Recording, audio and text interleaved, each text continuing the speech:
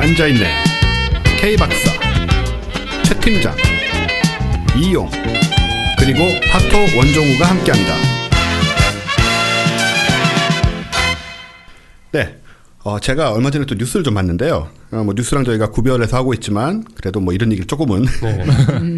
앞부분에 좀 넣고 시작할까 싶어서 30년 후에는 수명이 1000년 시대가 된다는 거예요. 에이 설마. 근데 이게 좀 재밌어요. 저도 비슷하지 않지만 뭐 진지한 뉴스로 다루긴 그렇지만 이 논리가 재밌는 게 뭐냐면 아인슈타인 화장실은 끝나고 해야 되는 거 아니에요?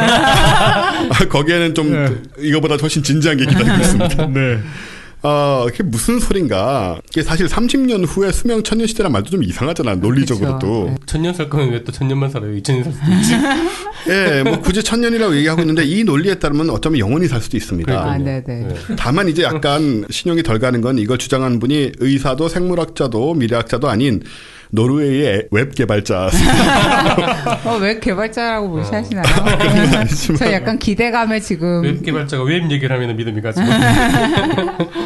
호콘 스카루드 칼슨이라는 노르웨이 분인데요. 이분의 요체는 30년만 살아남으면 그 다음부터 우리는 1000년까지 살 수 있다는 거예요. 그게 무슨 말이에요? 30년 동안만 죽지 않으면 30년 우리는 동안 그 기술이 개발된다. 그 얘기죠. 지금부터 30년 동안에요? 지금부터 30년 동안 죽지만 않으면 1000년을 이후에 1000년을 살 수 있는 우리가 몸을 갖게 된다는 뜻입니다. 설명을 드리죠. 신체 나이를 젊게 하는 기술 발전의 개가인 것이죠.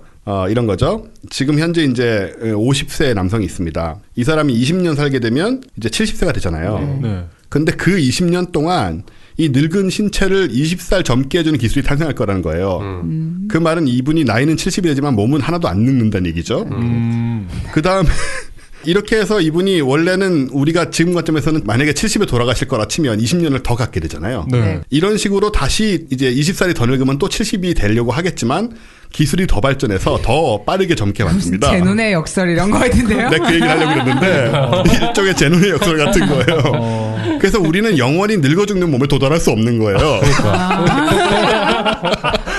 전 좋아요. 저 마음에 드네요. 거북이를 따라잡을 수 없는 것처럼. 그러니까 그거예요. 우리는 결코 죽음에 도달할 수 없습니다. 네.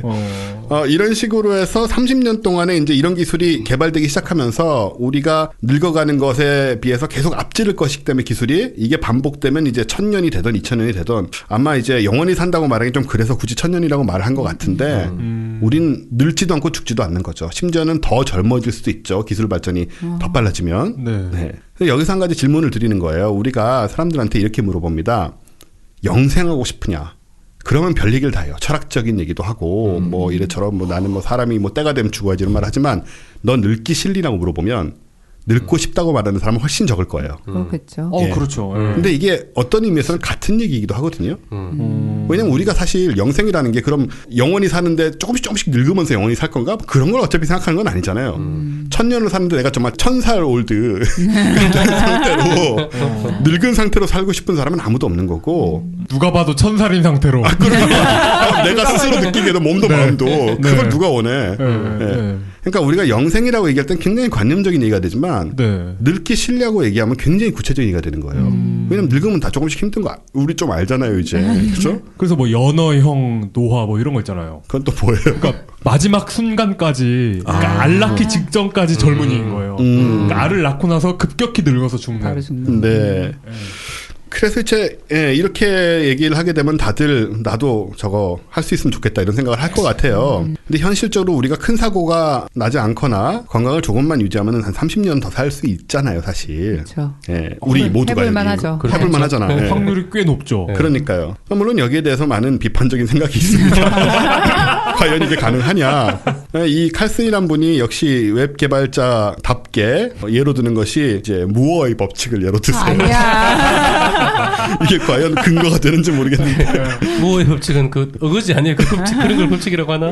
그건 뭐 사실 법칙이라기보다는 그냥 뭐 일종의 예상이 어느 정도 맞아 떨어진 건데 무어의 법칙이 사실 뭐 인텔의 고든 무어가 나에게 투여되는 의과학의 수준은 2년마다 2배씩 증가한다고.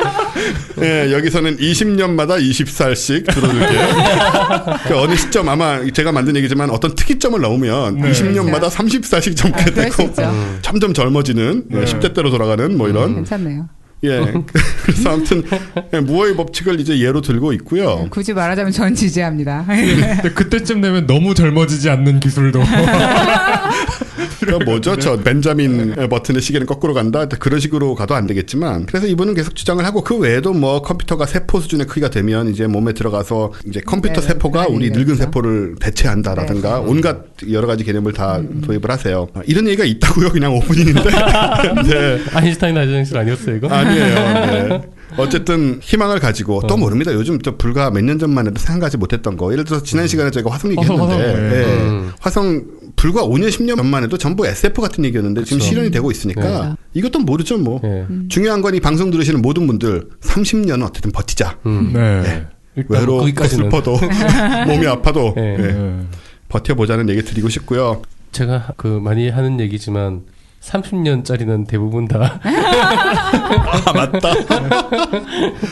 예, 앞으로 30년 이런 대부분 그 근데 예를 들어 이분이 무슨 그 30년의 법칙이라고 이름 붙이는데 K의 법칙.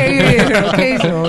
K 상수 30년. 근데 만약에 이분이 무슨 뭐 생명과학 회사의 뭐 대표라거나 의사라거나 하면은 이거 뭔가 숨은 아젠다가 있을 것 같은데라고 의심할 수도 있는데 이분은 되게 순수한 웹 개발자이기 때문에 아 좋은 의미여서. 네, 그런 건 없을 수도 있어요. 네.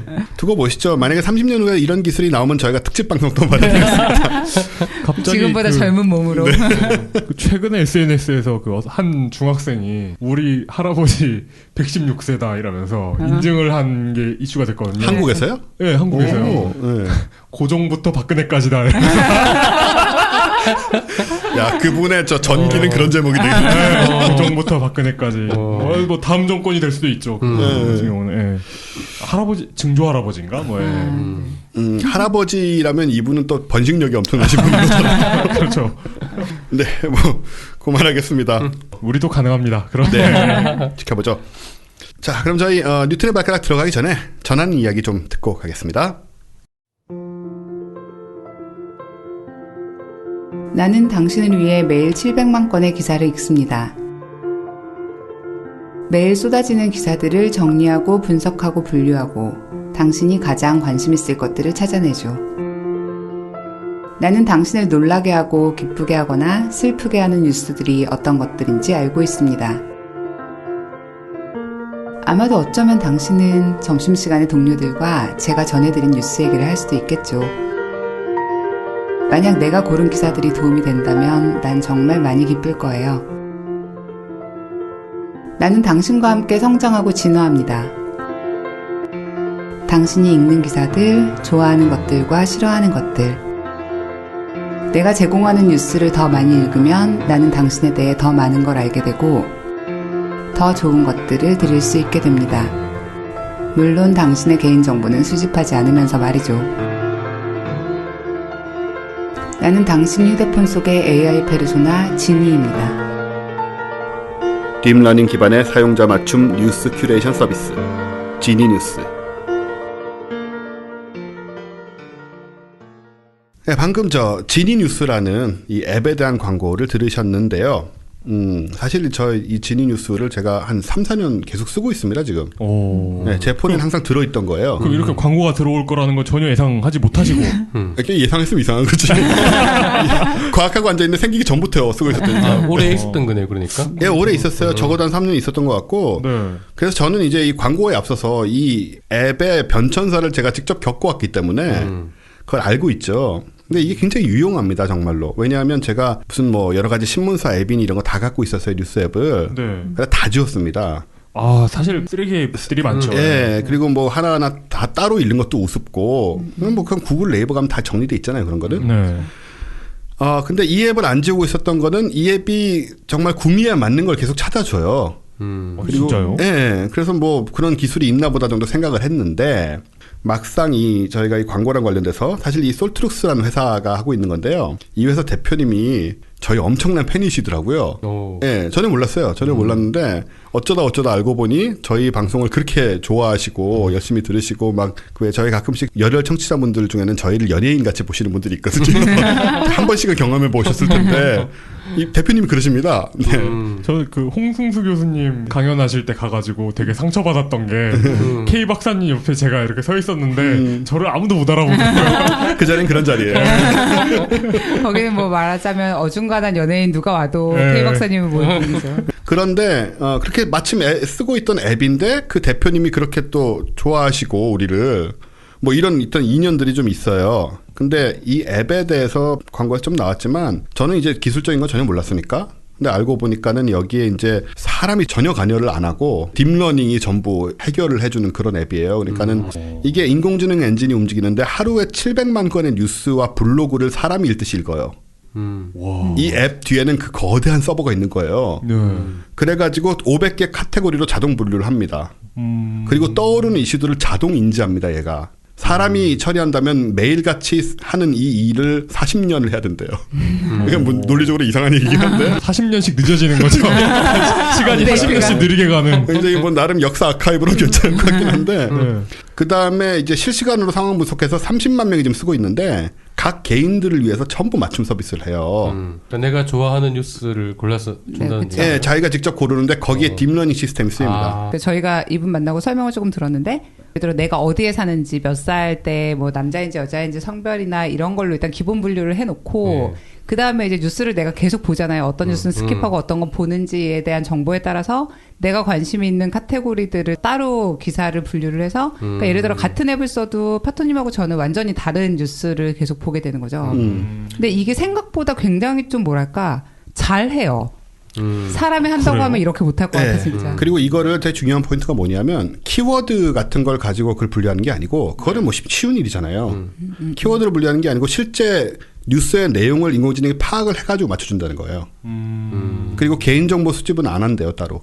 이 익명화된 인공신경망이라는 말을 쓰더라고요. 그래서 이제 개인 정보가 뭐 유출되거나 그런 것도 없는 상황에서 그걸 이렇게 맞춰서 한다고 해서 제가 설명을 들었는데 직접 이게 이제 몇 년을 썼는데 이 뒤에 이런 기술이 있었나 생각도 못했고 기본적으로 저는 우리나라에 무슨 인공지능이 있는지도 몰랐고 사실 그래서 예, 저는 굉장히 반가웠고요. 제가 좋아하는 앱이니까. 그런 다음에 이제 회사에 대해서 좀 궁금해지잖아요. 네. 그래서 봤더니 이 회사가 뭐 설립이 1979년입니다. 오. 그러니까 지금 거의 40년 가까이 된 회사인데 우리나라에 무슨 인공지능 관련해서 무슨 이렇게 오래된 회사가 있나 싶지만 있더라고요. 뭐 그 당시에 지금 같은 인공지능은 아니었겠지만 어쨌든 데이터 관련해서 예, 뭐 회사였던 것이고 지금은 이제 세계 10대 시멘틱 기술 기업이랍니다 지금. 예, 그 정도고 뭐 세계적인 학회 논문도 1년에 몇 개씩 쓰고요. 그런 회사인데 저는 이제 지니 뉴스만 알고 있는데 기본적으로 이런 회사는 근데 기업을 상대하는 게 주종입니다. 그러니까 소비자를 상대하는 것보다는 네. 기업을 상대로 계속 이제 일을 해왔는데 제 생각에는 저는 우리가 좋아서 그냥 광고를 하겠다고 하신 것 같아요. 굳이 광고를 할 필요도 없지만 근데 만약에 모르셨다면 한번 써보시면 굉장히 흥미로운 그게 많습니다. 왜냐하면 기본적으로 개념이 지니뉴스가 뉴스를 보다 보면 이 속에 우리의 페르소나가 만들어진대요. 그러니까 제2인격이. 무서운데요, 뭔가. 네, 저도 잠깐 놀랐는데 일종의 아바타가 만들어지는 거예요, 프로그램상. 그래서 그게 우리를 대리하면서 이 망 안에 존재를 하게 돼요. 그리고 걔가 우리의 성향을 계속 학습을 하면서 뉴스를 골라내주는 겁니다. 그 저의 본체와 점점 닮아간다는 얘기죠. 그렇죠. 많이 보면 볼수록. 근데 이제 그런 게 사실 인공지능의 되게 중요한 포인트 중에 하나잖아요. 예, 그런 식으로 학습해 나가는 거. 그렇군요. 예. 그 사실 저희가 지난 분기에 그 과학 책이 있는 저녁에서 인공지능 관련 얘기를 하면서 책도 사실 좀 되게 많이 읽고 했었었는데 그러니까 그러면서 제가 좀 되게 궁금했었던 거는 우리나라는 이런 일에 대해서 뭔가를 하고 있을까? 뭐 이런 그쵸. 생각들 좀 그죠. 그러니까 뭘 하고 있을까 도대체? 그러니까 사실 실제 필드에서 일어나는 일 같은 거 우리는 전혀 네. 모르고 그냥 그 대통령께서 뭐 신발 보고 이거 인공지능인가요? 뭐 이런 얘기했다는 이런 정도만 알고 있어서 그 신발은 인공지능이 아니지 이 정도의 정보를 갖고 있었는데 근데 어쨌든 그때 이제 광고 관련해서 얘기하다가 그 이분한테 들은 얘기로는 그러니까 상당한 수준으로 여러 가지 일들을 진행을 하시고 계시더라고요. 그러니까 한국어를 기반으로 한 자연어 질문이라든지 뭐 이제 이런 일들을 하고 그러니까 실제로 꽤 이쪽에서 오랫동안 연구도 하시고 탄탄하게 가고 있는 그런 기업인 것 같아서 뭐 물론 광고를 주신 고마운 분이기도 하지만 조금 관심을 계속 갖고 볼 만한 그런 회사가 아닌가 싶은 생각이 들었어요. 네, 인공지능 하면 이렇게 담론은 많은데 네. 실제로 산업이나 기술이나 이런 면에서 뭐가 이루어지는지 사실 좀 깜깜하잖아요, 저희가. 제가 그래서 그 지니뉴스 얘기를 듣고는 제가 이걸 2, 3년을 썼는데 왜 이런 얘기를 처음 들어봅니까? 라고 말드렸어요. 이건 사람들이 알면은 특히 지금 상황에서는 굉장히 흥미로워할 그런 것들인데 그래서 제가 설명을 나서서 드리겠다고 말씀도 드렸고 마지막으로 좀 재밌는 얘기를 드리면 이 솔트룩스에서 이 장난감을 만들 가능성이 있다고 그러네요. 그 테디베어 같이 생겼대요. 근데 얘가 이제 이것도 뭔가 인공지능인가요? 인공지능이 들어가는 거죠. 서버랑. 오, 무서워.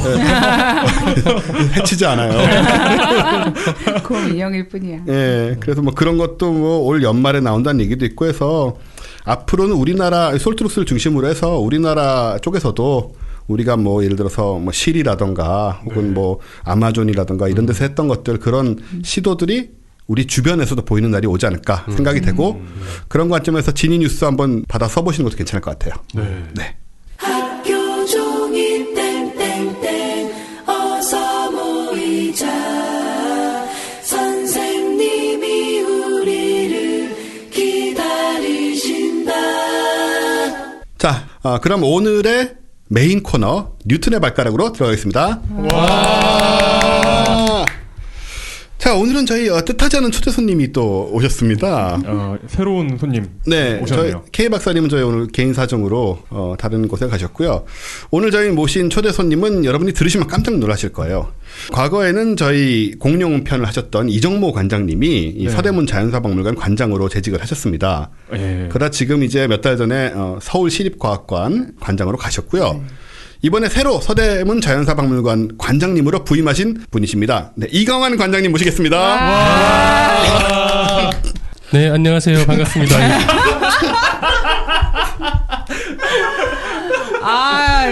네. 안녕하세요. 저희 스튜디오에 처음이신데 너무 네. 익숙한 목소리시네요. 네, 이강환입니다. 반갑습니다. 예, 목소리도 좋으시고. 고맙습니다. 네. 이 서대 여기 출연하시는 분들이 다 이제 좀 닮으셨어요. 분위기나 이런 목소리도 비슷하시고. 네네. 네, 서대문 자연사박물관 관장님이 되셨는데요. 네. 어떻게 뭐 이전에도 뭐 무슨 활동을 좀 하셨나요? 네, 그 전에는 그 국립과천과학관에서 네. 국립과천과학관에서 전문 분야를 하다가 네. 이제 서대문 자연사 신임관장으로 그러시군요. 6월 1일부터 네. 일을 시작하게 됐습니다. 반갑습니다. 네. 축하드립니다. 축하드립니다. 와. 그럼 또 천문 쪽을 하시다가 네. 자연사 쪽으로 네네. 하시게 된 건데 네. 제가 이렇게 관장님을 잘 모르니까 네. 이렇게 여쭤보자면 이렇게 관련이 좀 없을 수도 있잖아요. 자연사가 원래 이제 자연사박물관에 그 외국 같은 경우는 보통 천문이 굉장히 큰 역할을 차지하거든요. 그렇군요. 닐 타이슨 네네. 아시잖아요. 네. 예. 네, 그분도 그 미국 자연사박물관 맞죠. 그렇네요. 네, 뉴욕 자연사. 뉴욕 자연사. 네. 동물만 있고 그런 게 아니군요. 네, 네. 자연사박물관이 대부분 이제 우주 탄생부터 시작하기 때문에 빅히스토리. 네, 그런 쪽으로. 네, 자연사라는 게 우주의 역사가 네네. 우주 탄생부터 시작이 되니까 천문이 굉장히 많은 역할을 차지합니다. 네. 그래서 이번에 서대문 자연사박물관에도 천문 분야를 좀 더 강화를 해볼까 생각을 하고 있습니다. 기대가 되네요. 예. 혹시 저희 팟캐스트 들어보신 적 있으신가요? 이거 어느 선까지 해야 될지 정말 모르겠는데. 의외로 좀 이렇게 특별히 따로 들으실 게는 좀 없지 않으셨을까 싶은데요. 몇 번 들어보긴 했습니다. 저희 K 박사님하고 혹시 아시나요? 만나 뵈면 좋았을 텐데 K 박사님 오늘 못 먼저 오셔서. 가셔가지고. 네. 네. 잘 모르는 사이예요. 예, 진행하기가 조금 힘든데요, 지금. 네. 그러면 아무래도 이제 자연사박물관 관장님이시지만 전문 분야는 또 천문학이라고 네네. 하셨으니까 네. 오늘 또 천문학 얘기를 좀 해주시지 않을까 싶은데요. 네, 그 자연사박물관 그 내용에 맞게 네. 빅뱅 이야기부터 우주의 탄생, 네. 네. 빅히스토리의 맨 시초. 그렇죠. 네. 네, 뭐든지 우주의 탄생부터 얘기가 되거든요. 저희 사실 빅뱅에 대해서는 네. 저희 1시즌 첫 편에서 K 박사님이 한번 네, 얘기해 3년 전에. 주시긴 했었죠. 첫 회. 혹시 들어보셨나요? 저하고 상관없는 얘기니까. 혹시 K 박사님하고 대학교 동문 아니세요? 근데 사실은 그 첫 번째 빅뱅 편이 저희가 너무나 파일럿으로 쉽게 네. 한 편이라 네. K 박사님 본인도 네. 좀 부실했다라고 얘기하시는 경우가 있었습니다. 예, 뭐 제대로 얘기를 못했을 거예요. 아마. 네. 그래서 이제 전문가이신 우리 이강한 관장님께서 네. 네, 빅뱅 얘기를 한번 이것이 빅뱅 얘기다. 네. K 박사님의 코를 납작하게 네, 해주시면서 그러니까 그때 들은 거하고는 저랑은 상관없는 얘기니까 뭐 겹치든 말든 아니, 쉴드부터 하고 시작하시면 전혀 신경 쓰지 않고 하겠습니다. 네. 예, 그럼요. 네, 당연한 네. 말씀이죠. 네, 그럼 이제 빅뱅 얘기 한번 들어보도록 하죠. 예. 일단 그 빅뱅 이론이라는 게 이제 뭐냐라고 그 많이 물어보시거든요. 네. 이제 빅뱅 이론이 뭐냐 한마디로 이제 정리를 하면 보통 어려워요 사실은 한마디로 정리하기가.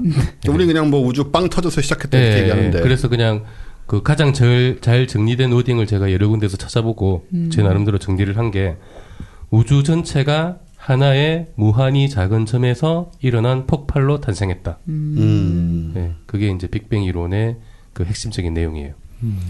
여기서 포인트는 우주 전체와 무한히 작은 점인 건가요? 그렇죠. 우주 네. 전체가 무한히 작은 점. 무한히 작은 점. 네, 이게 사실 말이 안 되는 얘기잖아요. 그렇죠. 점이 있는데 점이 무한히 작다라는 건 이게 있다는 없다는 말인지 거잖아요. 없다는 말인지 그러니까 이게 수학적으로는 뭐 어떤 식의 관점인 건가요, 이게? 수학적으로 설명이 안 되는 거죠. 제논의 역설? 그러니까 뭐 누워 있는 팔자 뭐 이런 건가요? 그렇죠. 무한히 작은 점이니까 네. 그 점에 대해서는 설명을 못 하는 거예요, 사실은. 그럼 뭐 이거 점은 물질인 건가요? 아니면 뭐 그게 말을 하기가 힘들어요. 공간인 건가요? 그러니까 만들어진 건 분명히 물질과 에너지 덩어리인데 네. 그 무한히 작은 한 점이 뭐냐?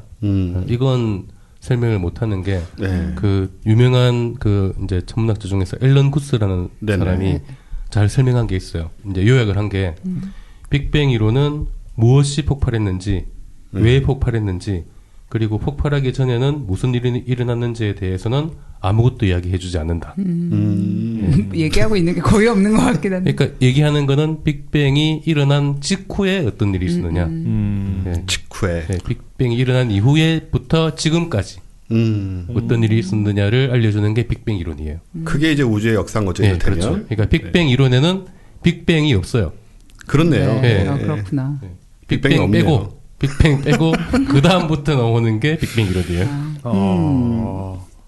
그 무한히 작은 점이라는 원래 점이라는 게 수학적 정의는 무한히 작은 거 네, 아닙니까? 그렇죠. 그렇죠. 네, 네. 그게 없으니까. 네. 근데 이거는 수학이 아니고 물리학이니까. 그러니까 실체가 되려면은 이게 이제 그러니까요. 골치 아파지는 거죠. 그 점이라는 건 좌표가 있어야 되는데 좌표가 있으려면 공간이 있다는 얘긴데 그게 이제 그 점 전체가 우주 전체인 거죠. 참 이게 그러니까 좌표가 존재할 수가 없지. 좌표의 기준점이 없으니까. 그렇죠. 좌표가 있으려면 빅뱅이 있어야 되는데. 네, 그 점 하나가 우주의 전체인 거죠. 빅뱅 자체에 대해서는 이해하려는 시도를 하지 않고 넘어가는 게 그냥 우리 저희 같은 그렇죠. 사람들에게는 그렇죠. 좋겠죠. 아니 그뿐만 아니라 과학자들도 그래야 돼요. 정신 건강에. 네, 네. 거기에 대해서는 아무리 고민해봐야 지금 나오는 답이 없기 때문에 근데 그래서 종교 얘기도 하시잖아요. 그렇죠. 예. 네, 그래서 종교가 뭐 좀 들어올 수 있는 자리를 좀 만드는 것 같기도 하거든요. 보통 어디 가서 이제 빅뱅 얘기를 하면 항상 그 얘기를 가지고 몇 시간을 해버려요. 네. 그러니까 진짜 빅뱅 이론, 과학적인 빅뱅 이론을 할 기회가 별로 없어요. 사실은. 네, 그래서 제가 오늘은 이제 그 얘기를 가급적이면 이제 빨리 벗어나서 네네. 실제 빅뱅 이론, 우주를 설명하고 있는 빅뱅 이론이 뭔가를 좀 이제 정리를 해보고 싶어서. 네. 네. 즉 빅뱅이 빠진 네. 직후부터의 이야기. 그렇죠. 빅뱅 이전이나 뭐 빅뱅이 뭐냐, 빅뱅 이전에는 뭐가 있었냐 이런 이제 질문은 다른 데 가서 또 하시고. 네. 역시 자연사박물관 관장님 다운 네. 그런 접근입니다. 그럼 네. 빅뱅 이론이란 빅뱅을 설명할 수 없는 이론이다. 그렇죠. 네. 빅뱅만 빼고는 대부분 설명이 되는 이론이다. 우주 삼라만상을 다 설명하는데 전반적으로는 네. 큰 그림으로는 네, 큰 그림으로 네. 세부적인 건 물론 모르지만 네네. 네, 큰 그림은 거의 다 그리고 있다. 그래서 우리가 빅히스토리라는 얘기 잠깐 했었는데 이런 걸 우리가 빅히스토리라고 요즘 이제 얘기를 하고 있죠. 보통 이제 뭐 생물을 강의를 하든 네. 이제 뭐 화학을 강의를 하든 여러 가지 어떤 주제를 강의하든지 간에 보통 이제 흐름을 많이 중요시하잖아요. 네네. 네. 대부분의 분들이 빅뱅부터 시작을 해요. 네네. 빅뱅에서 이제 입자들이 네네. 원소들이 만들어져서 그들이 모여서 이제 이런 것들이 만들어졌다. 그런 식으로 많이 시작을 하죠. 제가 재밌는 거는 이게 역사학자들도 예. 이쪽으로 와서 네. 이 같이 결합을 해서 지금 연구를 하시더라고요. 네네. 그렇죠. 빅히스토리가 요즘 굉장히 네. 많이 진행이 되고 있죠. 역사학자들이요? 역사학자들이요. 예, 정말 진정한 융합이 아니냐는 생각이 좀 드는데 네. 그냥 뭐 말 나온 김에 의외로 빅히스토리란 말을 많이 모르십니다. 네. 과학 좋아하시는 분들도. 네. 그래서 빅히스토리라고 하면 우리가 단순한 역사학을 얘기하는 것이 아니고 네. 지금 말씀하신 것처럼 네. 우주 전체의 역사를 네. 여러 관점에서 바라보면서 서로 논의도 하고 그렇죠. 그러면서 이제 큰 그림을 그려가보자 네. 이런 의미인 거죠. 네. 사실 천문학 이쪽에서는 우주가 이제 빅뱅으로 탄생을 한 이후부터 지금까지 어떻게 쭉 되어서 지구 탄생까지는 거의 이제 큰 흐름에서는 대부분 설명을 하고 있거든요. 네네. 네, 그런데 이제 그런 내용들을 잘 모르시는 경우도 많고. 네. 네. 빅뱅 직후 네. 얘기를 시작해 보시죠. 일단 그 빅뱅 이론이 어떻게 나오게 됐는지. 아하. 네. 그것도 이제 역시 역사니까. 네네. 네. 네. 그게 나오게 된 건 우주가 팽창한다라는 게 밝혀지면서. 네. 네. 그게 1929년에 네네. 허블이 이제 멀리 있는 은하가 더 빠른 속도로 멀어지더라. 네. 네, 이걸 발견을 하면서 우주가 팽창한다라는 게 이제 과학자들이 받아들이는 사실이 됐거든요. 네네. 그러니까 그때부터는 우주가 팽창한다라는 건 일단 기본적으로 받아들이는 거예요. 우주가 팽창한다라는 게 멀리 있는 은하일수록 더 빠른 속도로 멀어진다. 거리가 먼 은하가 적색 편이가 더 많이 된다. 네네. 더 빨갛게 보인다는 뜻이에요. 더 빨갛게 보인다. 예, 간단하게 말하면.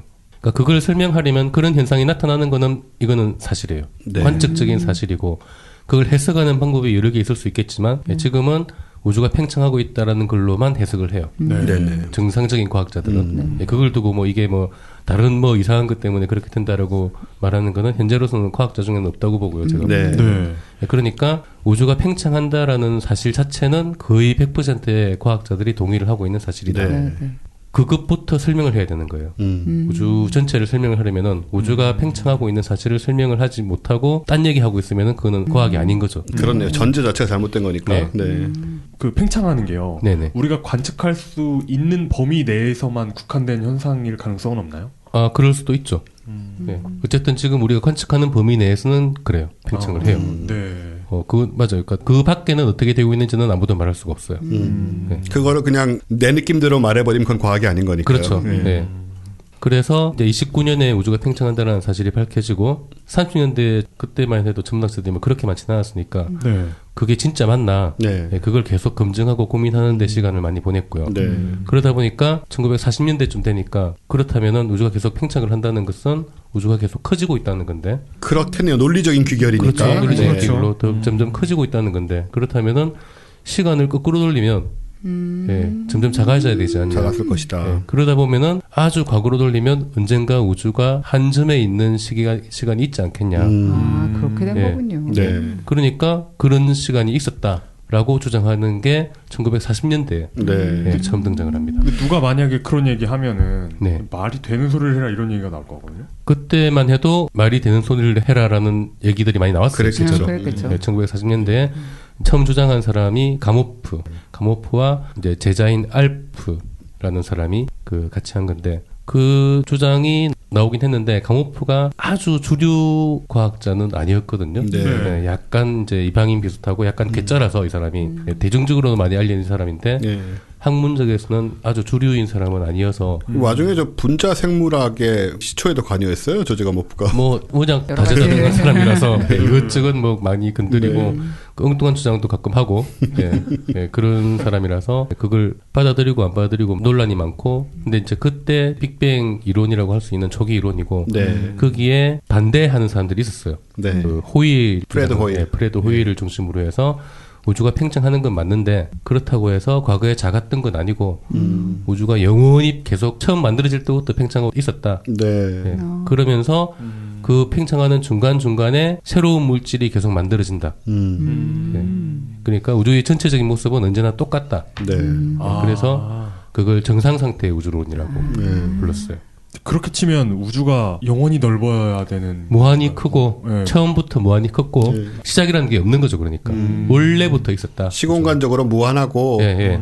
거기서 무한한 데서 더 커봤자 계속 무한한 거고 예, 그냥. 예, 예. 커져봤자 무한하고 커지는 사이에서 새로운 물질이 계속 만들어져서 별과 은하가 또 만들어진다. 예. 지금 관점에서 보면 말도 안 되는.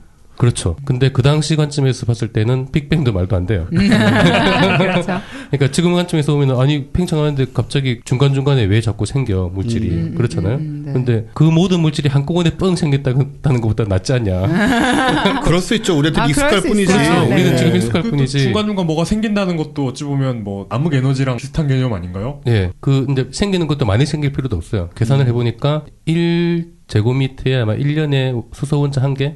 어. 예, 그런 정도 아주 작은 미미한 양으로 우리가 지금 관측으로도 그 밝혀낼 수 없을 정도의 작은 양만. 예, 작은 양만 생겨도 네. 설명이 되는 거예요.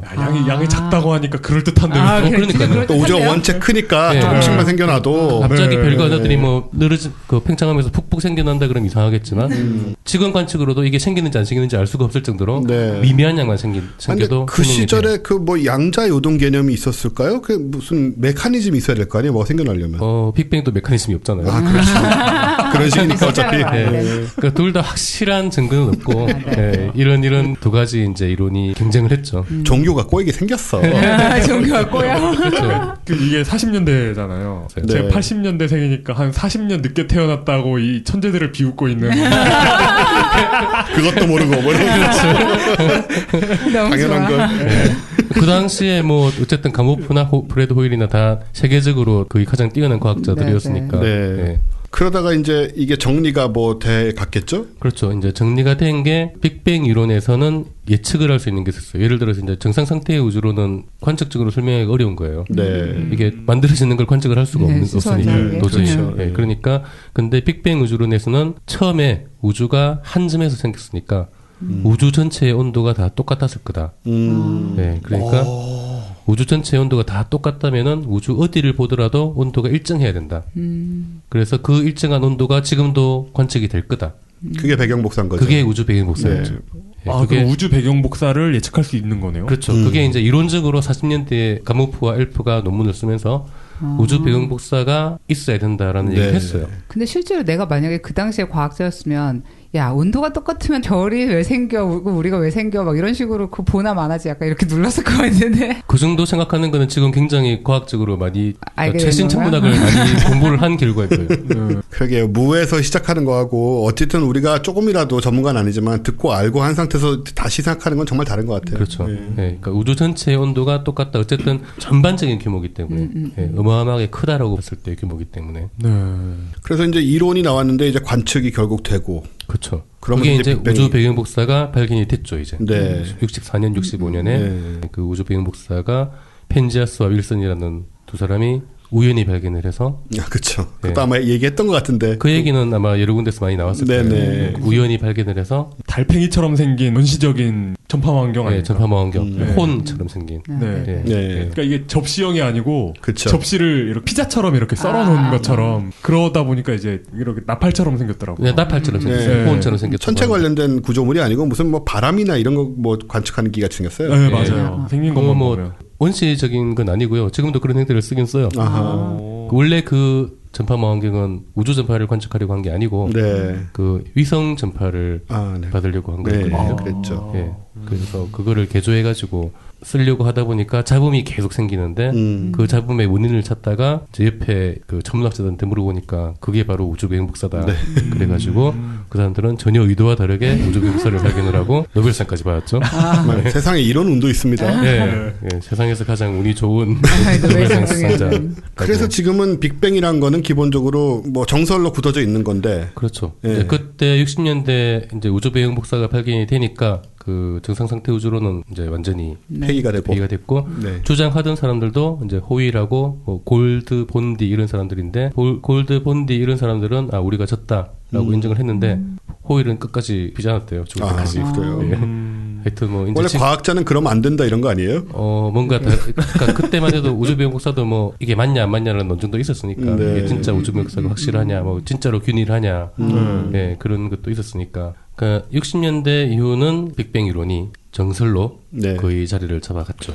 배경 복사 발견한 거하고 관련이 있는 거예요. 이게 정설이 배경 복사가 된 거하고? 발견이 됐기 때문에 어. 예, 그 우주가 처음부터 있었고 중간에 계속 무작위적으로 별거 하나들이 생겨난다. 네. 그러면 우주 온도가 같을 이유가 없는 거예요. 그렇죠. 그렇죠. 네, 우주 온도가 같다는 것은 뭔가 자기들끼리 처음부터 정보를 교환했다 이거거든요. 공통의 기원되는 어떤 부분이 네. 있어야 된다는 네, 거니까. 공통의 기원이 있으니까. 예. 그러니까 온도가 이 방하고 저 방하고 아무런 상관없는데 온도가 정확하게 똑같다. 네. 그럼 좀 말이 안 이상하거든요. 되는 그렇죠. 네, 그거는 중간에 뭔가 어딘가 뚫려 있어가지고 서로 열평이 이루어졌다는 얘기거든요. 네. 그러기에는 정상 상태 우주론으로는 물론 그 처음부터 다 똑같았다 만들었을 때, 예, 전부 다 똑같았다, 똑같이 만들어졌다라고 얘기해버리면은 될 수도 있어요. 이제 과학은 그런 걸 인정을 안 하는 거죠. 네. 이유가 있어야 되니까. 그래서 빅뱅 이론이 이제 이겼는데 문제는 그게 그 온도가 똑같다라는 것 때문에 이겼는데 온도가 똑같다라는 게 다시 문제가 됐어요. 왜냐하면은 폭발을 하잖아요, 그죠? 이쪽 끝을 보면은 138억 년 전에 출발한 빛을 보는 거예요. 네. 그죠. 네. 반대쪽 끝을 보더라도 138억 년 전에 출발하는 걸 보는 거죠. 네. 그러면 양쪽 끝끼리는 자기들끼리는 138억 년 전에 같이 있었던 게 아니에요. 서로는 138억 년 전에는 딴 데 있었던 거예요. 네. 예. 그러니까 138억 년 전에 빛이 지금 오는 거예요. 거기랑 우리랑은 정보 교환이 되는 거예요, 지금. 네네네. 그리고 그렇죠. 이쪽 반대편으로도 우리랑은 정보 교환이 돼요. 그렇죠. 네. 근데 양쪽 끝끼리는 서로 정보 교환이 안 돼요. 교환할 시간이 없었죠. 시간이 없었어요. 네. 138억 년 동안 얘는 우리한테까지밖에 못 오고 저쪽 끝에서 우리한테까지밖에 못 그렇죠. 오니까 이쪽 끝에서 저쪽 끝으로는 뭔가 정보가 간 적이 없는 거예요. 네네. 네. 근데 온도가 똑같은 거예요. 요거는 이제 문제가 되는 거거든요. 진짜 그러네요. 예. 다른 의미지만 소위 말하는 국소성. 그렇죠. 그죠. 예. 네. 이게 되게 단순한 문제인데 네. 해결이 네, 멘붕이야. 그러니까 처음에 어려운데요? 딱 똑같은 점에서 시작했으니까 온도가 같다라고 한 거는 문제가 네, 없었는데 가만히 생각해 보니까 저쪽에서는 빛이 우주가 태어났을 때까지 지금부터 여기까지 온 거야. 네. 이쪽 끝에서는 여기까지 왔으니까 자기들끼리는 한 번도 정보 교환을 한 적이 없어야 되거든요. 그렇죠. 근데 온도가 너무 똑같다. 그것도 역시 뭐 처음부터 똑같았다. 네, 이러면 해결되는데 그걸 또 받아들이기 힘든 거죠. 그것도 문제가 됐고 우주를 관측을 하다 보니까 이제 우주가 뭐 휘어질 수도 있고 네. 그죠? 뭐 안쪽으로 휘어지거나 바깥쪽으로 휘어진 우주 그런 게 있을 수 있고 공면이 생길 수가 있는데 공면이 없이 완벽하게 평평하거든요. 아무리 관측을 멀리 관측을 해봐도 네, 우주가. 근데 그것도 처음부터 그러면 돼요. 근데 이제 우주가 완벽하게 평평하다는 것은 팽창하는 거하고 당기는 거하고 아주 정확하게 일치하는 거예요, 그냥. 아, 그렇군요. 인계 밀도라는 게 있는데 네. 우주의 밀도가 딱 인계 밀도에 조금이라도 어긋나면 안 돼요. 그다음에 어떻게 되는 거예요? 어긋나면 휘어지게 돼요. 네. 휘어져서 다시 짝으로 들거나 아니면 영혼이 찢어지듯이 팽창을 하거나. 이게 지금 네. 일반 상대성 이론 얘기가 아니죠. 그렇죠. 우주 공간이 휘어지는 건 일반 상대성 이론으로 설명을 하는데, 네. 그러니까 휘어질 수도 있는 거죠. 그러니까 네. 우주에 물질이 있으니까 네네. 휘어질 수도 있는데 전혀 휘어지지 않았다는 것은 우주의 밀도가 전체적인 밀도가 인기 밀도하고 정확하게 같아야 되고, 그러려면은 처음 폭발을 할 때 물리량들이 튜닝이 완벽하게 돼 있어야 돼요. 네. 그러니까 아주 큰 우주 전체 크기로 봤을 때 휘어지지 않았다는 그렇죠, 얘기라는 그렇죠. 거죠. 우주 전체적으로 봤을 때 중간 중간 휘어져 있어요. 네네네. 중간 중간. 구형이다 이런 뜻인가요? 아니요, 평평하다는 거죠. 어렵네요. 우리 방송은 이런 부분이 재밌어요. 계속 뭔가 궁금해서 물어보면 같은 말만 계속 하시는 K 박사님도 그러시더니. 그러니까 오랜만에 또 이런 모습을 보게 되네요. 네, 그 이상은 설명할 수가 없어요. 네. 근데 예를 들어서 우리가 그러니까 지금 여기에 앉아서 이 방을 보면 평평하지만 실제로 지구는 휘어 있잖아요. 그렇죠. 우주가 어마어마하게 커서 우리가 관측 가능한 데까지만 평평한 걸 수도 있잖아요. 이게 벌써 이 내용을 아시는 거예요. 그렇죠. 네. 지금 제가 설명하려고 한 내용을 이미 예전에 들으셨어. 그러고. 네, 예전에 아마 K박사한테 들었겠죠? 들어서 알고 있는 거예요. 분명히 나왔을 거예요. 네, 이게 그 내용이라는 걸 지금 모르고 질문하신 거죠? 네네. 그러니까 이걸 해결할 수 있는 방법이 있어야 되는 거예요. 그냥 빅뱅 이론이 맞다라고 하고 처음부터 그냥 온도가 똑같았고 처음부터 원래 평평하다. 튜닝이 완벽하게 처음부터 되어서 출발해버렸다. 그러면은 문제가 없지만 과학은 그렇지 않거든요. 네. 네. 왜 그렇게 완벽하게 튜닝이 어떻게 되겠냐라는 걸 설명을 해야 되는데 그걸 설명한 이론이 인플레이션 이론이에요. 네. 네, 사실 아마 그 K 박사가 전에 빅뱅 할 때는 인플레이션 얘기를 전혀 안 했을 거예요. 네, 안 하셨어요. 그 이후에 이제 노벨상 운운할 때 네. 좀 설명해 주신 적은 있어요. 네, 중간중간에 몇 번 나오긴 했는데 네네. 있을 텐데. 너무 처음부터 견제하시는 거 아닙니까? 아니, 저는 그 오늘 한 번밖에 안 놀 네, 거니까. 뭐 이건 박사님 여기서 아무리 잘하셔도 네. 관장님 여기 계속 출연하지 네, 않으십니다. 저는 박박사 나오지도 못해요. 이제. 자, 그래서요. 인플레이션 이론. 네, 네. 인플레이션 이론으로 설명을 하는 게 인플레이션 이론을 제안한 사람이 그 1979년, 80년 이게 이제 연도가 이렇게 나오는 거는 처음 아이디어를 내거나 뭐 얘기를 한 거하고 논문이 발표될 때하고 한 1년 정도 차이가 나기 때문에 그래서 우주비행 복사가 1964년이냐 65년이냐 이런 얘기가 64년에 발견을 했는데 논문은 65년에 나왔거든요. 그러니까 자꾸 그 연도가 헷갈리는 거예요. 네. 그러니까 인플레이션 이론도 마찬가지로 79년하고 80년이에요. 네. 아까 그 인용했던 앨런 구스라는 사람이 네, 그 아이디어를 낸 거예요. 이 사람은 천문학자가 아니고 네. 입자물리학자거든요. 네네. 입자물리학자고 이제 MIT를 나와서 포닥을 여기저기 전전하던 그 정식 자리를 못 얻고 네. 네, 사실 뭐 그 박사학위 받자마자 정식 자리 얻는 사람은 거의 없어요. 다 이제 박사 후 과정을 몇 년 하고 네. 얻게 되는데 이제 여기 계약이 끝나서 다음에 어디 갈까를 고민하던 시기쯤에 그 사람이 연구하던 게 그 자기 홀극이라는 거거든요. 네. 그러니까 전기와 자기는 거의 묶여 있잖아요. 네. 그러니까 하나의 힘인데 전기는 플러스 마이너스가 별도로 존재를 해요. 자기는 N극과 S극이 별도로 존재하는 게 절대 없어요. 항상 붙어 있죠. 한 번도 발견된 적도 없고 실험실로 해서 만든 적도 없어요. 네. 그래서 N극, S극을 별도로 존재하는 극을 자기 홀극이라고 하거든요. 네. 네. 홀. 혼자 존재하는 네, 극. 네. 이게 그러니까 말로만 있었지 아직까지 한 번도 만들어진 적이 없는 거예요. 존재한 적이 없는 거예요. 그러니까 그게 왜 우주에 없을까라는 걸 고민한 거죠. 왜냐하면 이론으로는 있어야 되거든요. 아, 그래요? 아, 진짜요? 표준 모형에서는 있어야 돼요. 자기 홀극이 존재를 해야 되는데 없잖아요. 그게 왜 없을까라는 걸 고민을 하다가 생각을 한 게 우주가 빅뱅으로 태어나자마자 급격하게 어마어마하게 크게 팽창을 해버렸다. 네, 어마어마하게 팽창을 해버려가지고 그게 어떻게 관련이 있는 거예요? 이제 팽창을 설명하시겠죠. 해서, 뭐. 네, 우주 자기 홀극의 밀도가 급격히 낮아져 버린 거예요. 그 무슨 우주가 빅뱅이 처음에는 네. 자기 홀극들이 있었어요. 네. 존재했어요. 존재했는데 어마어마하게 커지니까 흩어진 거죠. 자기 홀극들이. 넓은 범위로 퍼져버린 거죠. 어마어마하게 넓은 범위로 퍼져버리다 보니까 우리 우주에는 하나도 없을 수가 있는 거예요. 아, 우리 우주. 우리가 원래는 좀 있는데. 우리가 관측하는 우주에는 할 수 있는 우주에는. 우리가 관측할 수 있는 우주에는 하나도 없이 그러니까 인플레이션 이론은 우리가 관측하는 우주가 우리 우주의 전부가 아니고 이게 범위를 확정하면 어마어마하게 크다. 무한히 크다. 사실상. 아, 그러면 그 인플레이션이라는 단어 자체의 뜻은 네. 그 초기에 정말 어마어마하게 크게 부풀었다라는 그냥 그런 그렇죠. 그 뜻인 뜻이에요. 거구나. 예, 예, 말 그대로. 그래서 급팽창 이론이라고. 그 인플레이션이 왠지 안 좋은 무언가야. 예, 이 경제에서는 상경되는 문제인데. 가격이 많이 오르는 거 같아요. 관측 네. 범위를 가격이라고 봤습니다. 그래서 그렇게 하면은 설명이 되지 않느냐. 우주 전체를 줘도 자기 홀극 하나 살 수 없는 뭐 그걸 맞아요. 예. 아, 진짜 그런 거. 예, 우주 전체를 다 뒤져도 우리가 관측할 수 있는 우주를 다 뒤져도 자기 홀극이 하나도 안 남아 있는 게 설명이 되는 거예요. 그럼 자기 홀극이라는 것이 원래 좀 흔하지 않은 것이라는 설정이 있는 것이고. 그렇죠. 원래 이제 다시 설명을 하자면은 자석에 N극하고 S극이 붙어 있잖아요. 네네. 자석은 항상 이런 식으로만 존재하니까. 네. 근데 이게 떨어져 있다는 얘기가 되는 건가요? 네네. N극만 있는 자석이 N극만 있고 존재하는. S극만 있는 자석이 있다. 쉽게 네네. 얘기하자면. N극 S극을 떼면 이게 S극이 생기잖아요. 바로 생기죠. 바로 바로 생기죠. 생기죠. 예. 그러니까 독립적으로는 존재를 못 해요. 그렇죠. 항상 같이만 있어야 네, 되는데 항상 같이 있어야 되는데. 그게 따로 있는 것이 사실 있어야 되는데 우리 있어야 우주에 돼요. 없더라. 네, 네. 그걸 뒤져보니까 나오는 게 뭐냐면 원래 그런 가능성이 얼마든지 있었지만 네. 우리가 사는 우주에는 그게 포함되지 않을 정도로 원래 좀 적기도 하고. 예. 왜냐면은 자기 극은 같이 붙어 있으니까 항상. 네. 뭐 없는 게 아니거든요. 네네. 항상 붙어 있지 네. 따로 존재하는 게 없는 거죠. 네. 따로 존재하는 양은 적지만 있었다. 새로 있었는데 생기지도 않은 거네요. 우주가 팽창하는 그렇죠. 동안에. 예, 그렇죠. 생기긴 생겼지만 생기려면 어마어마하게 높은 에너지에서만 생길 수 있거든요. 네. 그 뭐 그게 어떤 빅뱅 직후 항성의 가운데 뭐 이런 정도의 에너지가 아니라 그런 정도로 안 되죠. 네. 예, 그런 정도 안 되고 진짜 빅뱅 직후 정도의 어마어마한 에너지에서만 생길 수 있는 거니까 네. 그 이후로는 안 생기는 게 당연하고 네. 그 자기 홀극이 존재한다면 어떤 식으로 존재하게 되는 거예요? N극 S극이 따로 존재하는 거죠. 아, 그러니까 그게 뭐 어떤 우리가 뭐 관측하는 뭐 항성처럼 생긴 거예요? 아니면 어떤 입자. 입자죠. 아주 작은 입자. 아주 미세하게 작은 입자. 그러니까 전자처럼 예.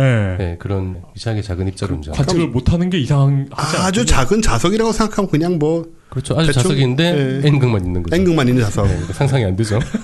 그냥 이거는 뭔가 머리로 그림을 그리려고 하면 그때부터 이해가 안 되니까 그냥 들어야 되는 것 같아요. 맞아요. 그렇죠. 한계가 있어요. 우리가 이렇게 네. 캠으로 보는 데는. 그 유니콘 이렇게 생각하면 되나요? 예.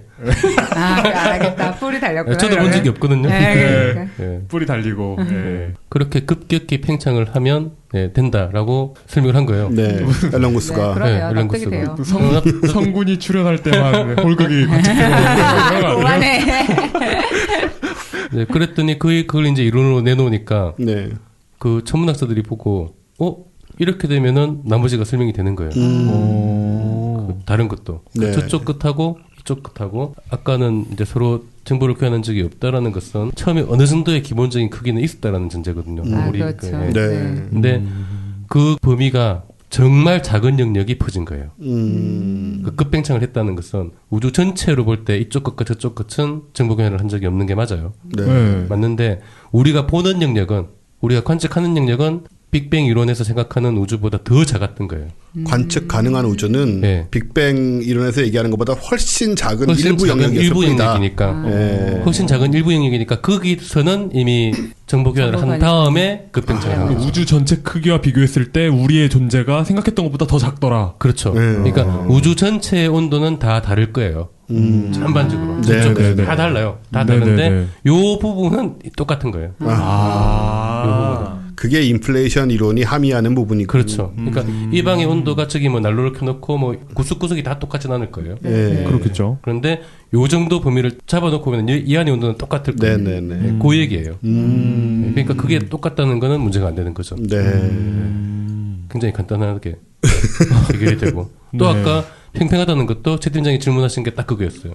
우주가 어마어마하게 크니까 전체적으로는 휘어져 있을 수도 있는 거예요. 그러니까 우주 전체는 구형인지 뭐 어떻게 뭐 휘어졌든지 밖으로 휘어졌든지 어떤 태로든지 휘어졌을 수 있지만 네.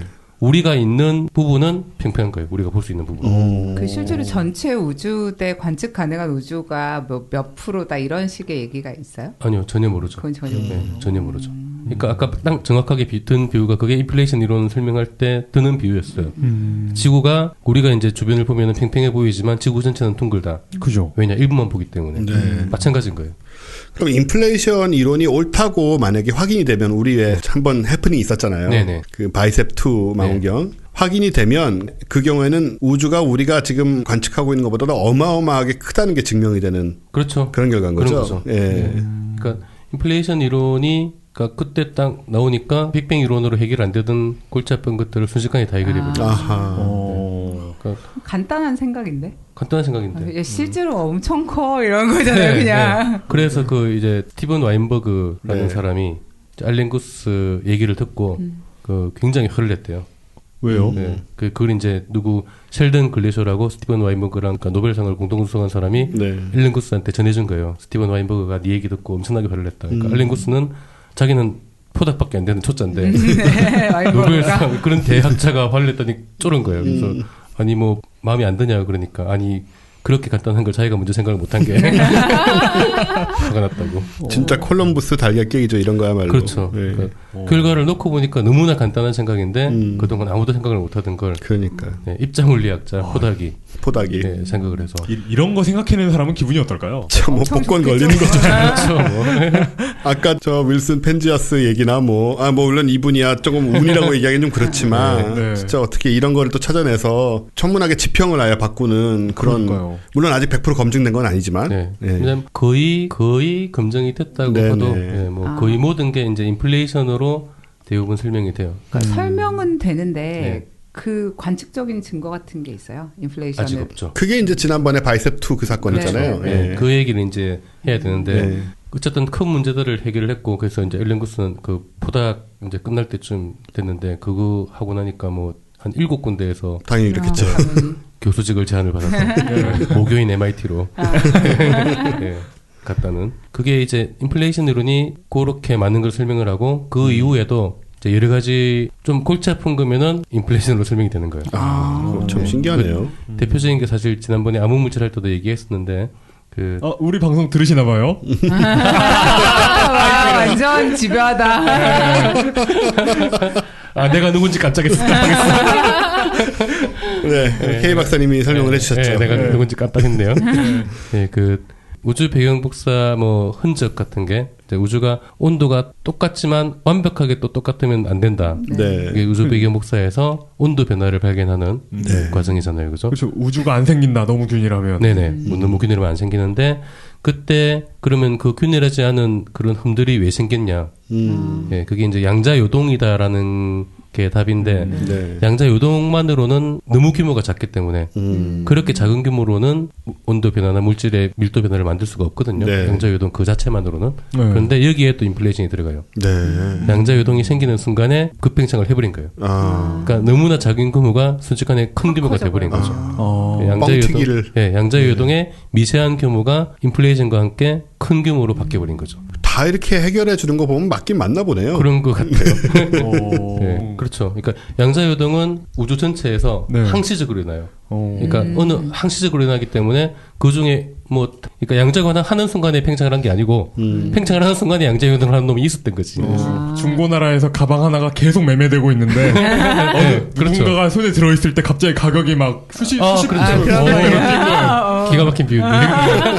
그렇죠. 맞아요. 그러니까 양자 요동 자기들끼리 계속 생기고 있었는데 어떤 놈이 생기는 순간에 걔가 전 우주적인 걔가 큰 규모가 돼버린 거죠. 그래서 그 사람이 갑자기 재벌이 되고 그런 거죠. 그렇죠. 그것도 이제 인플레이션으로 설명이 되고. 그러면 빅뱅 직후에 인플레이션이 한 번만 있었던 거예요?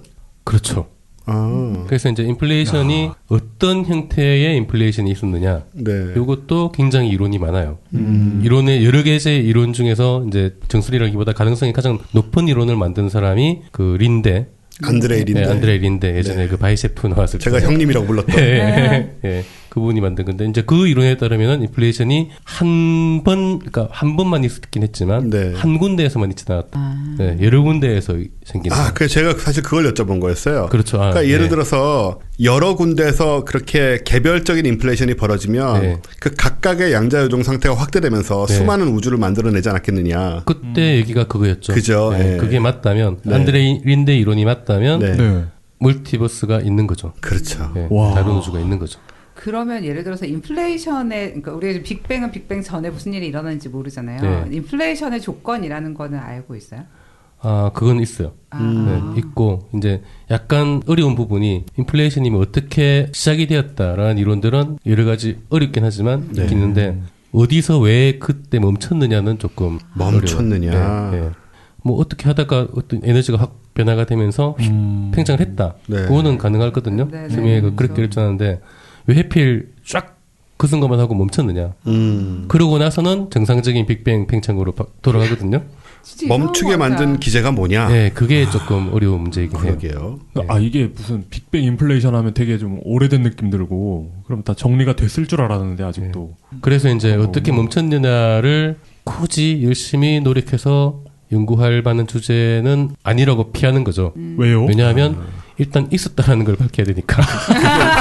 그게 우선이고. 네, 네, 그게 우선이지. 네. 네, 예를 들어서 뭐 우주 배경 복사의 그 이론적으로 이게 100% 완벽하게 균이라면 별거 하나가 안 생긴다라는 걸 우주 배경 복사가 발견하기도 전에 그런 걸 연구하진 않을 거 아니에요. 그렇죠. 그렇구나. 네. 네, 일단 우주 배경 복사가 발견이 되어야. 이건 마치 로또 사기도 전에 로또 되면 어떡하지? 그렇죠. 그러니까 자동차 레이스를 하는데 네. 지금 가속해가지고 결승점에 빨리 도착하는 게 중요한 거지. 네. 도착한 다음에 어떻게 브레이크를 잡을 거냐. 나중에 생각하면 네. 되는 거니까. 네, 예.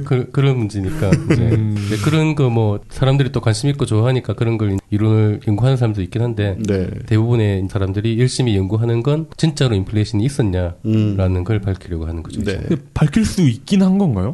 밝힐 방법이 몇 가지 있죠. 이제 간접적으로는 사실 그런 아까 그 양자요동에서 그런 게 밝혀졌고 네. 또 하나의 가장 간접적인 증거 중에서 가장 강력한 게 그 우주 배경 복사를 가지고 거기서 이제 정보를 이끌어내는 게 있잖아요. 네. 네. 우주 배경 복사가 알록달록한 무늬가 있잖아요. 네네. 자, 그 무늬를 가지고 우주의 물리량을 알아내는 거거든요. 예. 그게 이제 우주 그 알록달록한 무늬의 크기가 어떤 규칙성을 가져야 돼요. 네.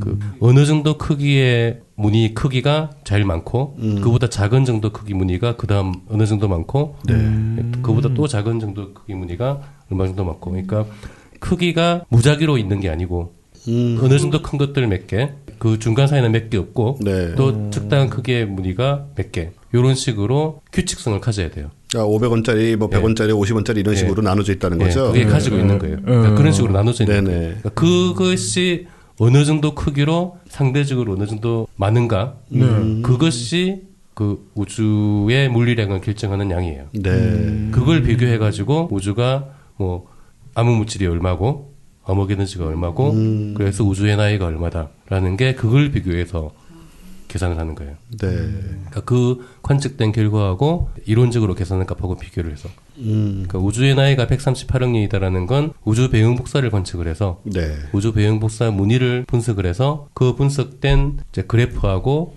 이론 그래프하고 비교를 해서 가장 잘 맞는 게 138억이라는 값을 준다. 네. 그래서 우주의 나이가 138억 년이다. 이런 식으로 나오는 거거든요. 그런데 그 무늬의 크기가 무작위적으로 크기가 생기지 않고 일정한 패턴을 가지려면은 네. 얘네들이 점점 얘기가 깊어지는데 얘네들이 크기가 밀도가 만들어지잖아요. 그죠? 네. 얘네들이 가만히 있질 않고 뭉치면 다시 밀도가 높아지니까 압력이 생기죠. 그죠? 네. 그러니까 밀어내는 팽창이 다시 돼요.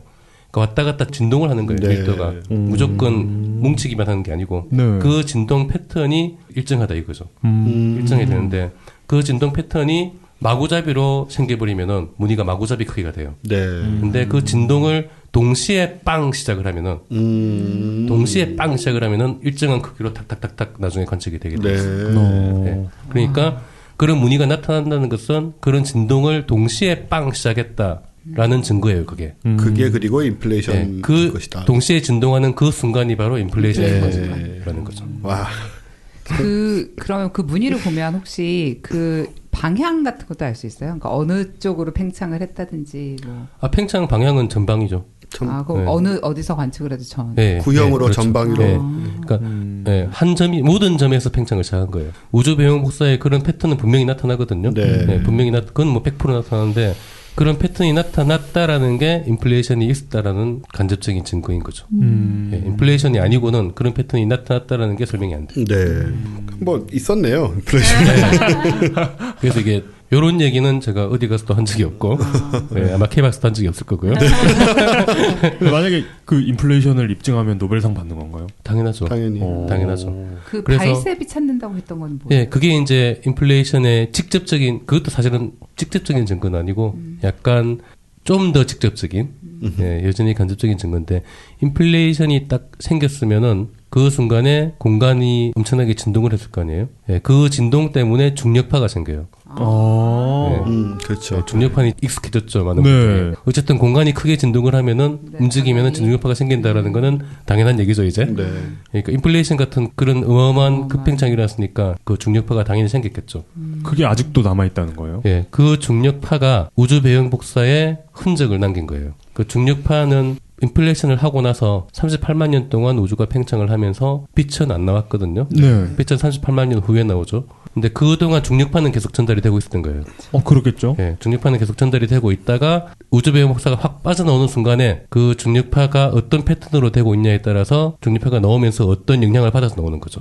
그게 예측 가능한 거예요? 그 예측이 정확하게 되고 있어요. 예, 그러니까 빛의 편광이 돼야 돼요. 그러면 우주 배경 복사가 편광이 돼야 되는데 어떤 패턴으로 어떻게 편광이 되어야 되는지가 정확하게 예측이 되어 있어요. 네.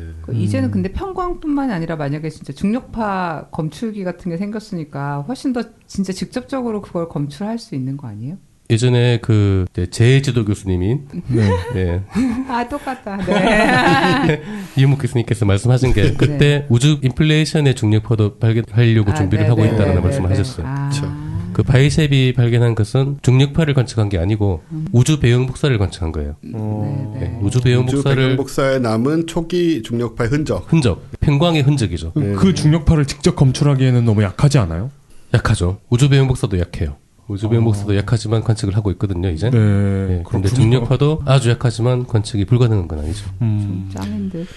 그게 한 100년 전에 우주를 바라보면서 이 우주 전체를 바라보면서 거기에 뭐 몇만 분의 몇 도가 온도가 다르고 이걸 우리가 관측하고 있을 거라고 상상은 했겠어요. 그렇죠. 증거를 하고 있으니까 다. 네. 그래서 바이셉이 그때 이제 관측했다는 것은 우주 배경 복사의 패턴이 편광 패턴이 인플레이션이 생겼을 때의 중력파가 만들었을 패턴하고 일치한다. 네. 라고 주장을 해서 그리고 그때 그 인플레이션 이론은 네. 린데가 정리한 그 이론이다. 네네. 그렇기 때문에 뭐 멀티버스도 있어야 되고 예, 그런 게 있어야 된다라고 주장을 해서 뭐 노벨상이다라고 막 난리가 나고 했었잖아요. 네네네. 근데 이제 나중에 지금 현재 우주 배경 복사를 가장 정밀하게 관측을 한 게 플랑크라는 네. 인공위성이에요. 그 플랑크라는 인공위성 팀하고 공동으로 연구를 해보니까 그게 중력파 현적이 아니고 먼지 때문에 생긴 거였다. 네. 우리 이런 거 사실 우리가 몇 년간 하는 동안에 다 실시간으로 벌어진 일입니다. 네. 이 바이셉2가 그걸 확인하고 우리가 그때 그런 얘기도 했어요. 이제 플랑크 위성이 그 자료들을 정리하고 있으니까 그거를 통해서 우리가 밝혀질 거라 이런 얘기도 했었고 네. 그 결과가 이제 그렇게 나온 거 방금 네. 말씀하신 대로. 그때 이제 아마 했던 얘기가 플랑크가 그걸 밝히면 노벨상은 바이셉 팀이 받을 거고 플랑크는 후속 증명을 해준 그렇죠. 팀이 될 거다라고 했는데 예. 플랑크가 해보니까 이제 후속 증명이 아니고 이제 그걸 깨버린 거죠. 잘못했다고. 저희 방송도 벌써 몇 년 돼가지고 이렇게 중요한 발견들에 실시간으로 좀 벌어지는 상황들 그런 것들을 역사를 쓰는 건 아니지만 역사가 써지는 걸 옆에서 이렇게 보고 있습니다. 네. 그리고 지금도 진행이 되고 있는 거예요. 그 플랑크의 자료가 지금 계속 분석이 되고 있거든요. 그 결과가 그때 바이셉2가 이제 오류로 밝혀진 거 말고 이제 플랑크가 진짜 제대로 이게 진짜 이거 맞는데? 네, 맞는데라는 걸 밝혀낼 가능성도 있어요. 아하. 그럼 또 역전이군요, 이제. 네, 그러면 다시 이제 그 놓쳤던 노벨상을 다시. 그러면 그 경쟁 구도로 책 하나 쓰시면 되겠네요. 맞아. 저는 항상 그게 참 신기한 게 그 양자유동 상황에서 인플레이션이 벌어져서 그 상황에서 그럼 우리 우주, 지금 우리가 살고 있는 이 우주에는 이런 우주가 된다. 네. 물리 법칙이라든가 네. 그런 게 결정이 아마 됐을 것 같고. 네. 다른 우주는 다른 양자유동 상태에서는 전혀 다른 우주가 그렇죠. 되고. 네, 그렇죠. 그렇게 이렇게 나눠져 버린 거죠. 그렇죠. 교통할 수도 없는 거고. 그렇죠. 전혀 교통할 수가 없죠. 완전히 다르고. 네, 완전히 다른 우주. 뭐 설사 뭐 생명이 있다 하더라도 우리가 지금 알고 있는 이런 상상할 수도 없는 어떤 다른 형태의 생명이 있든가 뭐 그렇겠죠? 그럴 수 있는데 이제 생명을 가질 가능성을 만드는 우주는 사실은 쉽지 않아요. 네. 아, 그래요? 진짜요? 여러 개가 우주가 만들어지는데 거기에 물질들이 적당히 모여서 네. 별이나 은하가 만들어지고 그리고 시간이 꽤 지나면서 이제 생명이 만들어지고 진화를 하는 그런 안정적으로 뭔가가 진행이 될 만한 우주는 변수가 굉장히 제한돼 있거든요. 그러면 진짜 범위는? 그 극단적으로 바리온 입자가 없는 우주도 가능한 거예요? 그럼요. 그러니까 가능하고 생기자마자 없어지는 우주도 있을 거고 생기자마자 확 다 물질들이 찢어져 버린 우주도 있을 거고 그 우리 입장에서 봤을 땐 반물질인 우주도 그렇죠. 있을 그럴 수 수도 있고 그냥 우리가 갖고 있는 기본 물질이라든가 에너지라든가 이런 기준을 하나도 갖다 붙일 필요가 없을 것 같아요. 네. 근데 이제 또 재밌는 거는 그러면 무한히 많은 우주가 만들릴 수 있거든요. 네. 또 이제 무한히 많다라는 의미의 그 묘한 점이 무한히 많으면 우리랑 똑같은 것도 있어야 돼요. 그렇죠. 심지어는 아주 똑같은 것도 있어야겠죠. 완벽하게 똑같은 이 자리에서 지금 이러고 있는 이거하고 똑같은 일이 벌어지고 있는 우주가 우주도 있어야 있어야 돼요. 그게 무한히 무한의- 많으면. 무한의 그게 함정이니까. 예를 들어 매우 많다가 아니라 무한히 많다라고까지 말할 수 있는 근거는 뭐예요? 수학에서는 무한히 많다는 거 쉽게 나와요. 네. 그럼 그- 무한대라는 숫자가 0으로 놔둬버리면 무한대가 되니까. 근데 물리학에서의 무한은 좀 다르지 않아요? 그렇죠. 그러니까 이제 무한히 많다라는 게 진짜 의미가 뭐냐, 이건 네. 또 다르죠, 사실은. 제가 여기서 본 거는 그 린데 이론에 따라서는 한 뭐 10의 500승계 네, 뭐 정도가 그런 식으로. 나온다 이렇게. 네, 네. 그러니까 완전히 완벽하게 무한한 건 아닌 네. 거죠. 10의 500승계라는 것도 13에 공이 500개가 붙는 거니까. 네. 뭐 어쨌든 숫자가 있다는 거하고 무한하다고 하는 거하고는 다르니까. 제가 어디 강연 가면서 그 얘기를 할 때가 있는데요. 10의 500승을 10의 500승으로 안 쓰고요. 실제로 10 뒤에 공 500개를 씁니다. 써가지고 그걸 보여주는 사람들이 실감을 해요. 아, 이게 저렇게 큰 수구나. 그렇게 몇 승으로 해놓으면 10에 50승하고 10에 500승하고 큰 차이가 없게 차이를 안 느껴져요. 하게 잘 몰라. 네. 10의 보여줘야 돼, 다. 50승은 10의 500승에 비하면 0이죠. 비하면요. 그러니까. 예, 그렇죠. 그런 거죠. 그 인플레이션 이론이 이제 지금은 표준 모형인 거예요, 그냥. 네. 표준, 그래서 우주론의 표준 모형이 빅뱅 이론 더하기 인플레이션 이론 더하기 람다 CDM, 그 암흑 에너지 콜드 다크 매터. 네. 요게 이제 다 구성이 되어야 완벽한 표준 모형이 되는 거예요. K 박사님께서 지난주에 오셔가지고 네. 그 CDM이 아니라 블랙홀일 수도 있다. 이런 그런 기사를 얘기 하셨죠. 소개해 주신 적이 아, 있죠. 이제 현재 이론으로는 CDM이라 해야 되고요. 블랙홀이나 이런 게 암흑 물질이다. 그러면은 이제 또 혼란스러워지죠. 네. 네. 네, 이론에서는 상당히 혼란이 되니까 아마 아닐 거다라고 생각하고 있을 거예요. K 박사님도. 네. 아마 대부분의 우리 청락들이 뭐 있긴 있겠지만 우리가 생각했던 것보다 많을 수는 있겠지만 네. 암흑 물질을 차지하는 수준은 아닐 거다. 뭐 그런 정도로 생각하지 않을까. 네. 네. 지도 교수님도 같은 분이시고 생각하시는 게 비슷하실 것 같아요. 네, 인플레이션 이론이 거의 뭐 간접적으로는 증명이 됐고 네. 아마 조만간에 플랑크 결과로 밝혀내지 않을까 또 그 패턴까지 네네. 우주 비행 복사까지 더 나아가서 아까 말했던 대로 그 중력파를 직접 관측할 수가 있는 거죠. 라이고 같은 네, 걸로. 라이고 같은 걸로 직접 관측을 하면 이거는 말 그대로 획기적인 발견이 돼요. 그럼 진짜 직접 증거잖아요. 그렇죠. 직접 증거인데다가 그 우주론을 연구하는 데 있어서 가장 많이 하고 있는 게 우주 배운 복사를 연구하는 거거든요. 네. 거기에 모든 게 다 있어요. 그 지금 암흑 물질이 뭐 얼마 있고 그 암흑 에너지가 얼마고 하는 거 다 우주 배운 복사 분석에서 나온 거예요. 네. 우주의 나이가 뭐 138억년이라는 것도 예, 우주 배운 복사를 분석해서 나온 거고 네. 모든 게 다 우주 배운 복사를 가지고 이루어지고 있는데 인플레이션 중력파가 발견이 되면은 더 깊은 과거를 볼 수 있는 거예요. 우주 비용 복사는 빅뱅 이후 38만 년, 38만 년. 예, 그때를 보는 거잖아요. 네. 그 이전은 절대로 볼 수가 없어요. 일단 빛으로 보는 거니까. 빛으로는 절대로 볼 수가 없어요. 네. 아예 있질 않았으니까. 네. 근데 중력파는 그 이전부터 있었거든요. 그러니까 인플레이션 때까지 이론적으로는 뚫고 들어가 볼 수가 있겠네요. 그렇죠. 거의. 그러니까 네. 빛으로 볼 수 없는 더 과거를 중력파로는 볼 수가 있죠. 중력파 천문학. 더 좋은 장비들로 갖춰지면은 지금과는 또 다른 한 단계 더 그렇네요. 점프를 하는 진짜 그렇네요. 그런 단계가 되는 거죠. 점점 뭐랄까요, 그 점프를 하면 할수록 광학 망원경으로 보면은 네. 사람들이 경탄하잖아요. 네. 우와 이렇게 하는데 전파 망원경으로 보면 이게 뭐지 싶다가 이제 중력파 검출기로 보면은 뭔지 이해조차 못하잖아요. 그렇죠. 점점 뭐 이런 게 나오겠지 뭐. 예, 점점 대중으로부터 멀어진다는 느낌이 들긴 합니다. 그래프 이런 거. 예. 뭐 과학이 대부분 그렇죠. 뭐 그래도 양자역학보다는 뭐 이제 그 단계로 가면 다시 양자역학 수준으로 가야 되는 거죠. 예. 그리고 진짜 중력파 인플레이션 중력파를 관측을 하면 정말 지금 빅뱅을 빼고 알고 있는데 네. 그 빅뱅에 대해서도 또 다른 연구 방법이 나올 수도 있어요. 훨씬 더 가깝게 갈 수 네, 훨씬 더 있으니까. 가까이 가니까. 네. 설사 여전히 빅뱅 그 순간은 아닐지 모르지만 그 순간 그렇죠. 이게 지금 단계가 빅뱅 10의 마이너스 뭐 30몇 승초, 40몇 승초 네. 여기까지 가 있거든요. 네. 더 가까이 가는 거죠. 예. 제논의 역설 또 생각나는데 그렇게 간다고 해서 빅뱅 순간을 알 수 있는 건 아니잖아요. 그렇게 되면은 거기에 이제 빅뱅에 관련된 이론들도 또 있거든요. 어쨌든 네. 예. 그런 정보들이 더 많아지면은 더 정교한 일이 생기고 디테일들이 그러면은 많아지면은 예, 그 빅뱅 이전에 뭐 어떤 일이 있었다라는 여러 가지 몇 가지 강력한 이론들이 서로 경쟁을 하고 네. 그러면서 그렇게 예, 되겠네요. 예. 이 빅뱅이 진짜 어떤 메커니즘으로 만들어졌고 이런 네. 데 대한 이론으로 또 경쟁을 하고 그런 일도 만들어지겠죠. 우리 팟캐스트가 할 얘기 없어서 망하지는 않겠네요. 당분간은 뭐 우리가 못 따라가서 망할 수 있어요. 그게 이제 그 빅뱅 이론의 현재 수준인 겁니다. 네. 그럼 이제 지난번에 K 박사님이 처음에 3년 전에 하셨을 때는 이제 인플레이션 부분을 쏙 빼고 얘기를 네네. 사실 그렇게 할 수밖에 없었던 게 저희 다 첫 편이고 그렇죠. 네, 우리 방송 듣는 분들 중에 빅뱅 이론이라는 것을 사실 잘 뭐 처음 들어보는 분도 계셨을 것이기 때문에 근데 지금 이제 아마 그거를 이제 사실상 아무 얘기도 안 한 걸 거예요. 끝까지 디스를 네, 말로만 계속 빅뱅을 한다고 했는데 사실은 빅뱅 얘기 하나도 없고 뭐. 근데 그 당시의 상황에서는 또 맞는 방송이었을 것 같아요. 네. 예, 또 그걸 또 좋아하셨고요 사람들이. 네. 저 지금까지 들었는데 이렇게 머리에 남는 게 없는 것 같아요. 네, 아마 약간 그래요. 예, 그럴 거예요. 근데 이게 진짜로 여기까지 와버리면 그냥 정말 그냥 어떤 막 이렇게 코스모의 신비로운 기운 막 이런 거가 떠다닐 뿐 정보가 잘 안 들어오고. 근데 최근에 이제 그 천문학 관련 책들이 인플레이션 이론 많이 다루고 있고, 네. 예, 그 설명도 많이 되어 있고, 네. 아마 책 읽으면서 이 얘기 듣고 하면서 하면은 그동안 이해 못하셨던 게 많이 이해되고 그리고 훨씬 재밌죠. 맞아요. 지금. 예.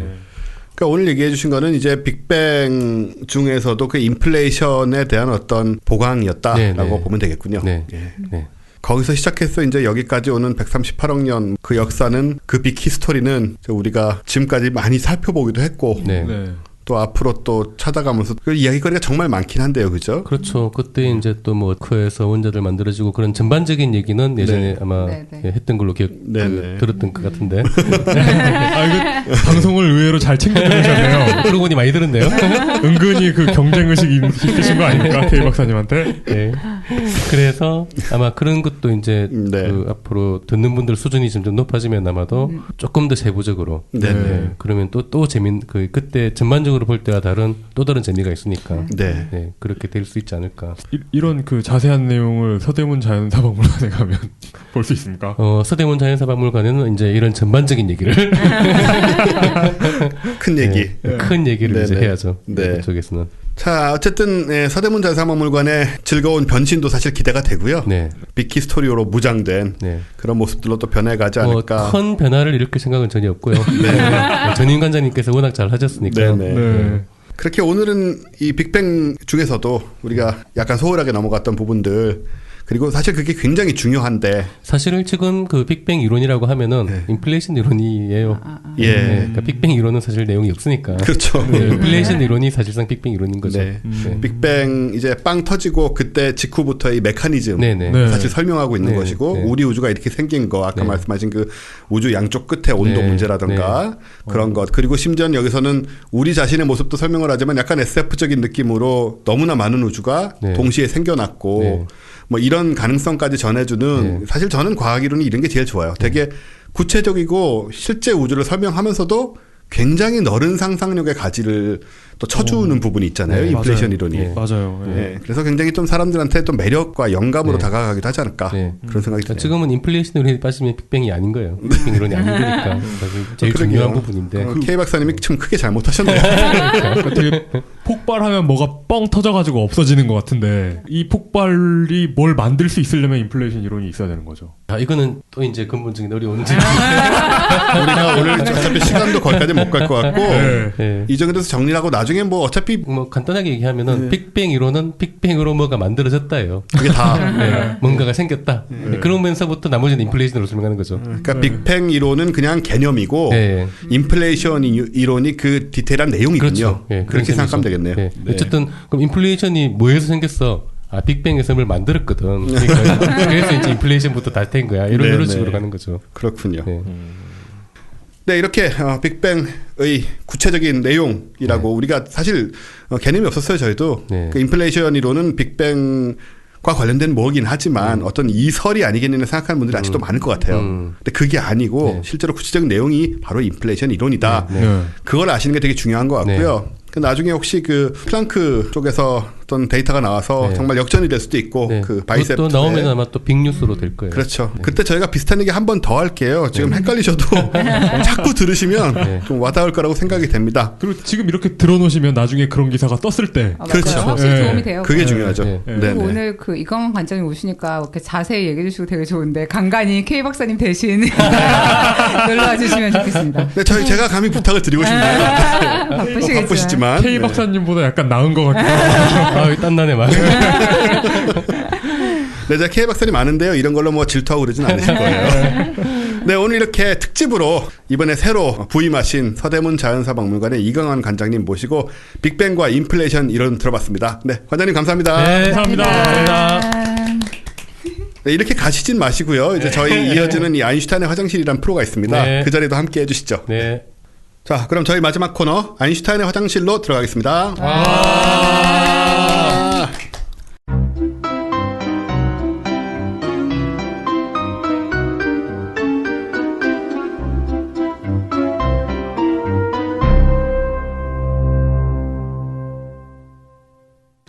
약간 혼란이 있는데요. 지금까지는 아인슈타인의 화장실을 뉴스에 붙였습니다. 그랬었죠. 근데 뉴스는 좀 길어지는 것 같고 이거 좀 짧아질 것 같아서 그냥 이리 옮겼으니 네, 다음번에 또 어디로 갈지 모릅니다. 네. 양해하시고요.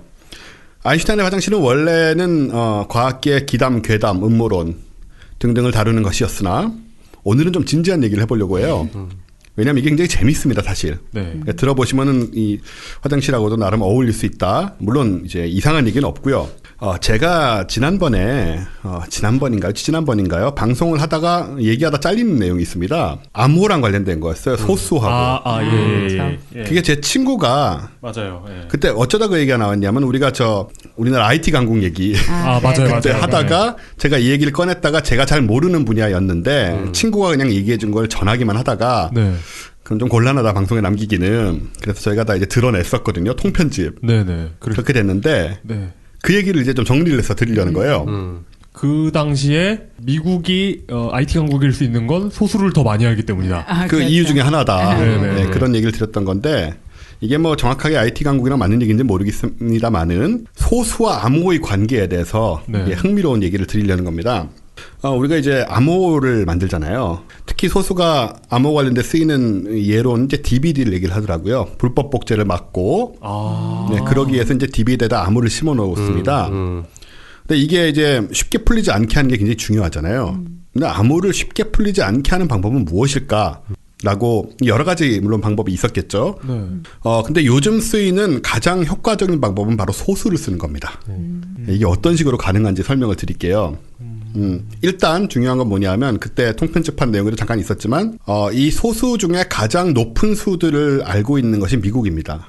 가장 큰 수. 네, 큰 수들. 네. 한마디로 다른 모든 분야의 선두이듯 예. 많은 분야의 선두이듯 예. 자릿수가 엄청나게 높은 거죠. 수천 자리니까요. 아, 진짜요? 예, 그런 수가 수천이요. 아까 저 10의 500승 얘기를 했지만 네. 네, 그런 정도로 뭐 수천 개가 이어지는 그런 숫자입니다. 엄청나게 큰 숫자 한마디로 그런 수들을 알고 있는 이유는 순전히 컴퓨팅 파워입니다.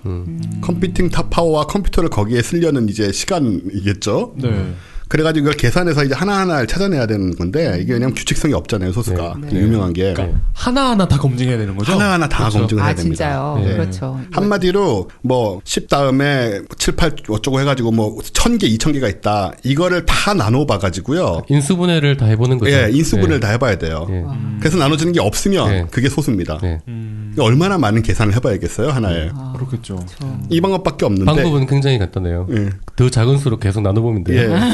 그냥 무식하게 계속 나누면 네, 되는데. 계속 나눠보면 돼요. 그냥. 한마디로 계산을 엄청나게 많이 반복해서 그러네요. 다른 계산들을 해야 되는 거죠. 한 가지 확실한 건 짝수는 아닐 거다. 벌써 확률이 짝수는 절반이 아닙니다. 올라갔네요. 네. 짝수는 아니다. 그래서 이렇게 소수를 찾아내는데 적어도 아직까지는 우리가 알려진 규칙이 없습니다. 네, 그래서 이렇게 하고 있는데 이 소수의 아주 높은 수들을 알거나 이것을 지식을 소유하게 되면 미국에서는 불법이 됩니다. 왜요? 왜냐하면 암호를 풀어낼 수 있게 되기 때문이죠. 이게 시큐리티의 문제가 됩니다. 굉장히 중요한. 실제로 불법이에요. 예. 오. 우리나라에서는 아마 아닐 겁니다. 뭐 이 근처에도 가지 못했을 거라고 생각이 되기 때문에 암호를 풀어내는 방법이 이제 일단은 원래 쓰이던 거는 이제 비밀키 기법이었어요. 이 비밀키란 건 뭐냐면은 이제 원래 이것도 미국에서 설계가 된 건데요. 그러니까 이진법으로 이제 56자리 수를 열쇠로 사용을 했어요. 네. 근데 이거는 이제 뭐 간단하게만 설명을 하면 이게 복잡한 수학 설명을 여기서 제가 할 수도 없고 할 능력도 없기 때문에 간단하게 말씀을 드리면 포인트는 뭐냐면 제가 예를 들어서 이용 기자한테 어떤 암호를 푸는 열쇠를 주잖아요. 암호를 주잖아요. 그럼 이 암호를 풀기 위해서는 제가 갖고 있는 이 암호를 푸는 키를 물론 이제 여기서는 숫자죠. 키를 똑같은 거를 남들 모르게 이용 기자한테 줘야 됩니다. 우리가 같이 있을 땐 쉬워요. 그죠. 마치 물리적 열쇠를 주듯이 쪽지에다 적어가지고 이거 보고 불태워버려 하면 되는 거죠. 네. 근데 되게 이렇게 안 이루어지잖아요. 나는 여기 있고 이용 기자는 지구 반대편에 혹은 집에 있어요. 네. 그럼 내가 이메일로 이 키를 전송을 한단 말입니다. 이 키를 어떻게 안전하게 전송할 거죠? 바로 그거죠. 저 안전하게 전송할 수가 없는 거예요. 이 키를 누가 볼 가능성이 너무 크잖아요. 네. 보안이. 이 키만 전송하면 안전해지는데. 그러니까 그런 식의 문제예요. 네. 이 키를 들킨다는 거예요. 네. 네, 그래서 이제 완벽하게 유지가 안 되죠, 보안이. 그래서 막 그 스파이들이 막 신문에 광고로 싣고 막 그런 식의 얘기예요. 이메일에다가 절대 비밀 보장 이렇게 써놓고. 그러니까 그런 경우에는 예를 들어서 내가 만약에 신문에다가 이용 기자 보시오, 우리 암호 푸는 것은 이거다 이렇게 쓰면은 모든 사람이 다 알게 되잖아요. 네, 그렇죠. 그러니까 이용 기자한테 내가 규칙을 말을 미리 해주겠죠. 예를 들어서 내가 어떤 문장을 신문에다 낼 건데 당신은 내가 당신한테 알려주는 해결 방법은 따로 있고 그걸 가지고 이제 그걸 조합해가지고 뭐 답을 찾아낼 수도 있는 거잖아요, 그죠? 날씨가 맑고 뭐 그런 식의 방법들을 쓰는 건데. 키워드 같은 걸 넣어가지고. 네. 지금 쓰는 방법은 이제 그런 게 아닙니다. 이런 게 아니고. 당연한 거겠죠. 예. 예. 키가 이제 암호를 만드는 키가 공개가 돼 있어요. 간단하게 네네. 이제 설명을 드리면 어떤 식이냐 하면요. 예를 들어서 제가 통신문을 보내는데 그걸 암호화를 합니다. 그 암호화를 만드는 방법은 공개가 돼 있고 암호를 해독하는 방법은 공개가 안 돼 있어요. 그럼 미리 알고 있는 거죠. 네. 그걸 가지고 풀어내는 건데요. 이런 겁니다. 암호를 만들 때는 두 소수를 곱해서 수를 만듭니다. 예를 들어서 뭐 11 곱하기 13이다. 네. 그럼 143이 되잖아요. 그죠? 아니 저 같은 사람이 좀 더 계산하기 쉽게 2랑 3이라고 하면 안 돼요? 11 곱하기 13은 예. 수포자인 나도 감히 덤벼볼 수 있는 그 수준이었다고. 예. 예, 2하고 3으로 하죠. 예. 2와 3을 곱하면 6이 되잖아요. 그렇죠. 그렇죠. 예. 그러면 내가 이렇게 6이라는 숫자를 만들잖아요. 그래서 그 6을 보내요. 이를테면 실제로는 훨씬 더 복잡한 수겠죠. 실제로는 아까 그 10의 500승보다 훨씬 더 큰 수입니다. 예를 들어서 5 다음에 1000개, 2000개가 있는 숫자예요. 네네네. 예. 그런 소수를 이제 알고 있는 거죠, 이 사람들은. 그러니까 2와 3을 곱해가지고 6을 만들어서 6을 보내면 6은 그냥 보고 아무나 다 봐도 돼요. 그렇죠. 메일에다 그냥 쓰는 거예요. 물론 뭐 세상 사람들한테 흔들면서 보여줄 필요는 없지만 네. 메일에 그냥 쓰면은 뭐 많은 사람들이 그걸 볼 수도 있잖아요. 그러겠죠. 그럼 댁은 6을 받은 거야 지금. 네. 여기서 2와 3을 따로 뽑아내야 되는 거예요 이제. 그게 쉬운 게 아니잖아요. 2와 3은 쉽지 물론. 예. 하지만 이 소수가 너무 쉬운 예를 들었구나.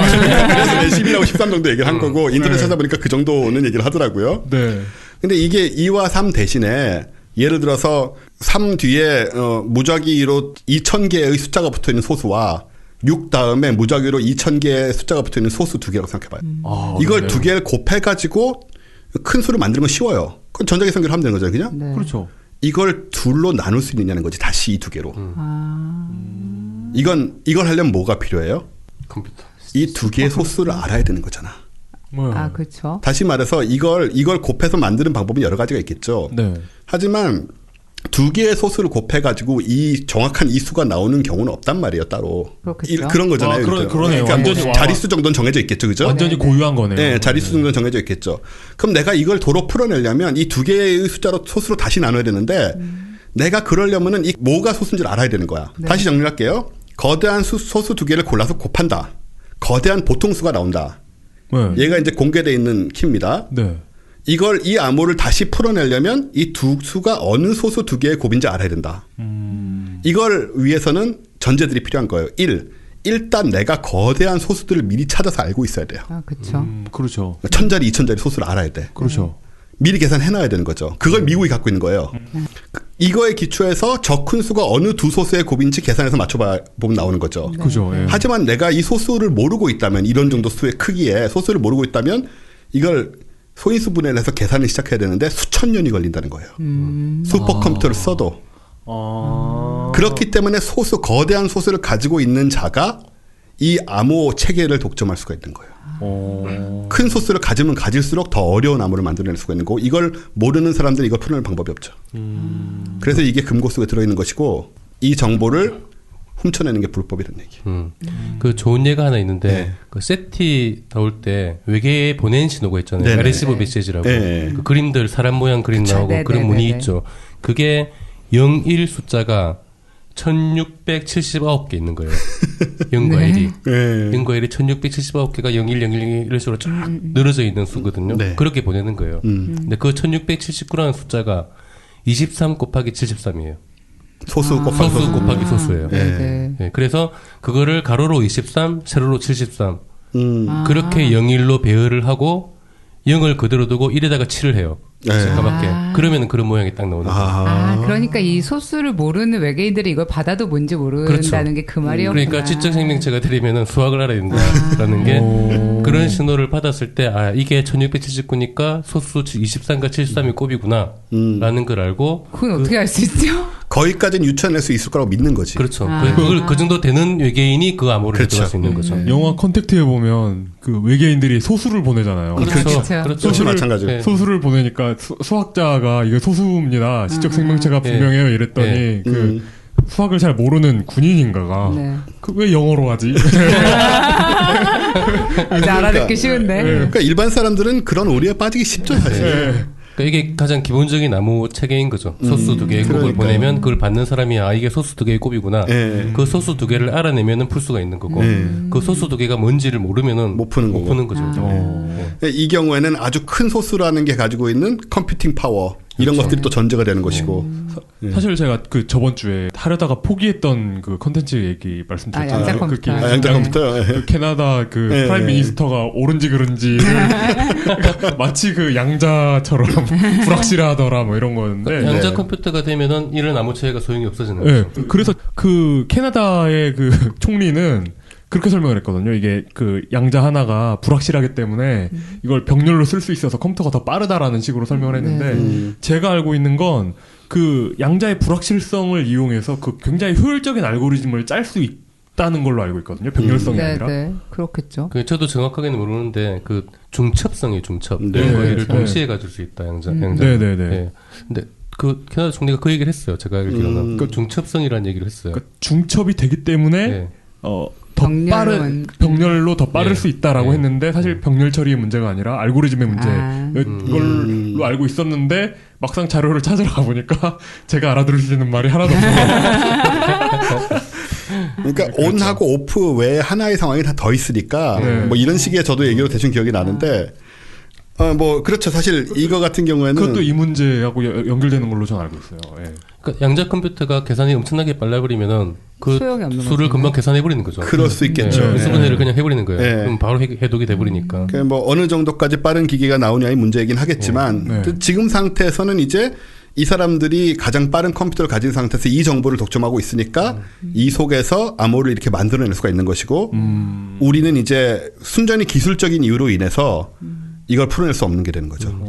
그래서 그때 IT 선진국 이 얘기할 때도 이게 뭐 똑같은 얘기인지는 모르겠지만 네. 이런 식의 기술들의 선점이란 게 가지고 있는 힘이 있잖아요. 우리는 못 푸는 암호를 쟤네들 갖고 있는 거고. 와 이거 되게 간단한데 네. 되게 그러게. 진짜 머리 좋죠. 네. 네. 되게 넘을 수 없네요. 되게 그러니까 가능한- 넘을 수가 없어요. 우리는 지금 단계에서는 언젠가는 이게 다 무효가 될지도 모르지만 아이디어로 해결할 수 있는 게 아니고 그러니까 말 그대로 진짜로 노가다로 노가다로 해결해야 돼. 해야 되니까. 개선력이 있어야 돼. 네. 반대로 이제 우리가 이 관점으로 암호를 만든다면 우린 다 풀리는 거고요. 그렇죠. 걔네들 우리보다 많은 수술을 그렇죠. 알고 있으니까 네. 그럼 쉽게 대입해 볼 수 있잖아. 네. 우리는 못하는 거지. 이런 격차가 벌써 벌어지는 거죠.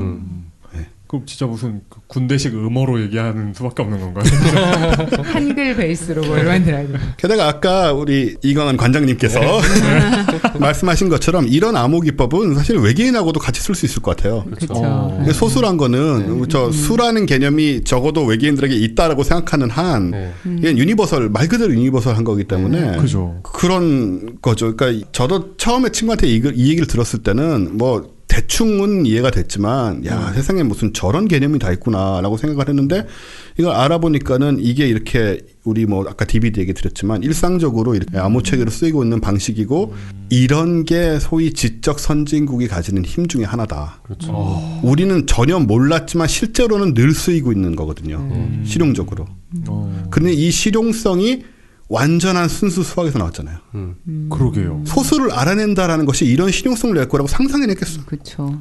정말 그건 지적 호기심이고 세상에 높은 자리 소수가 뭐가 있는지 찾아내는 것만큼 의미 없는 쓸데없는 일이 어디 있어. 예, 경제적이지 않은 일이 있겠냐고 생각했을 거라고요. 대부분 사람들이. 근데 이게 이런 힘을 주네요. 그러니까 진짜 언젠가 뭐 다른 자리에서도 우리가 뭐 얘기했던 것 같지만 뭐가 어떤 경제력을 주고 뭐가 어떤 실용성이 될지는 아무도 모른다고요.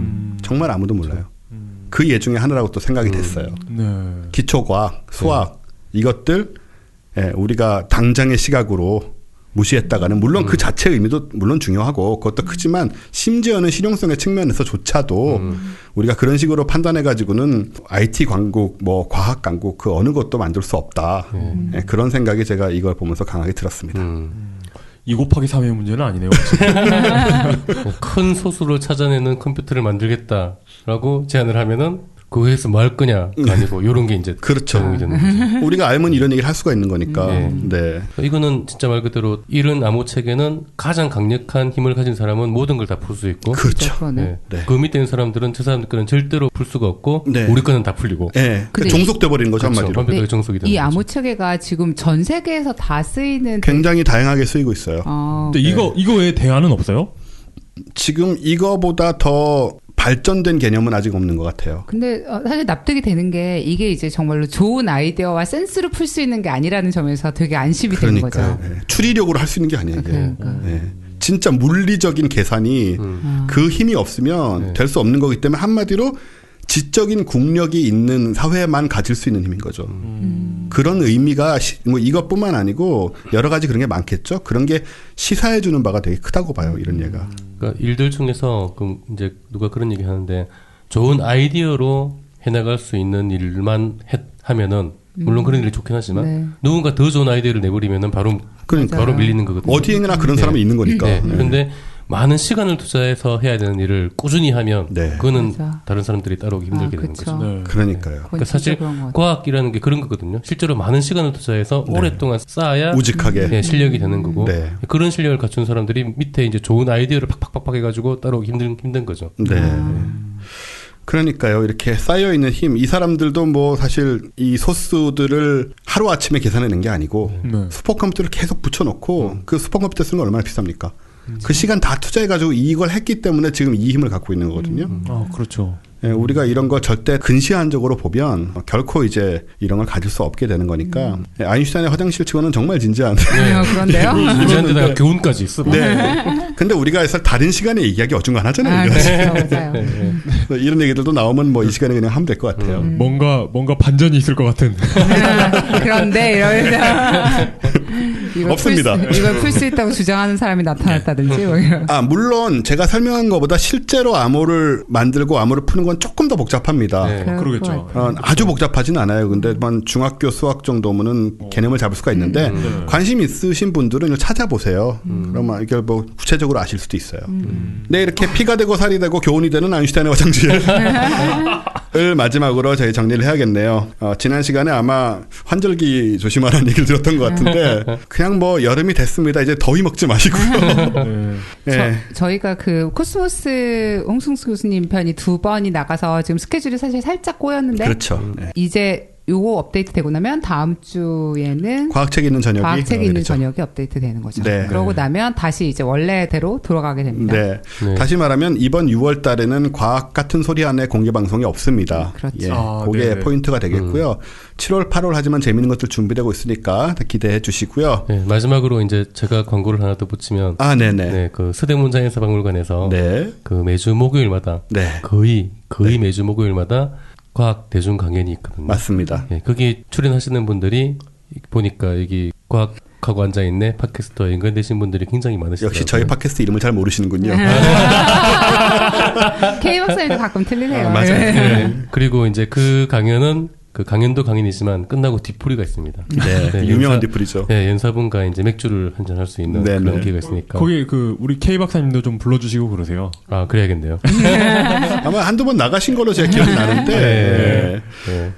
일단 저 서대문자연사박물관에서 목요일날마다 하는 강의는 사실 꽤나 유서 깊은 강의인데 특별히 여기서 이제 언급할 기회가 없다가 이제 이렇게 오늘 이렇게 이강환 관장님을 특별히 모신 관계로 또 말씀을 드렸고요. 거기는 뭐 이렇게 유료인가요?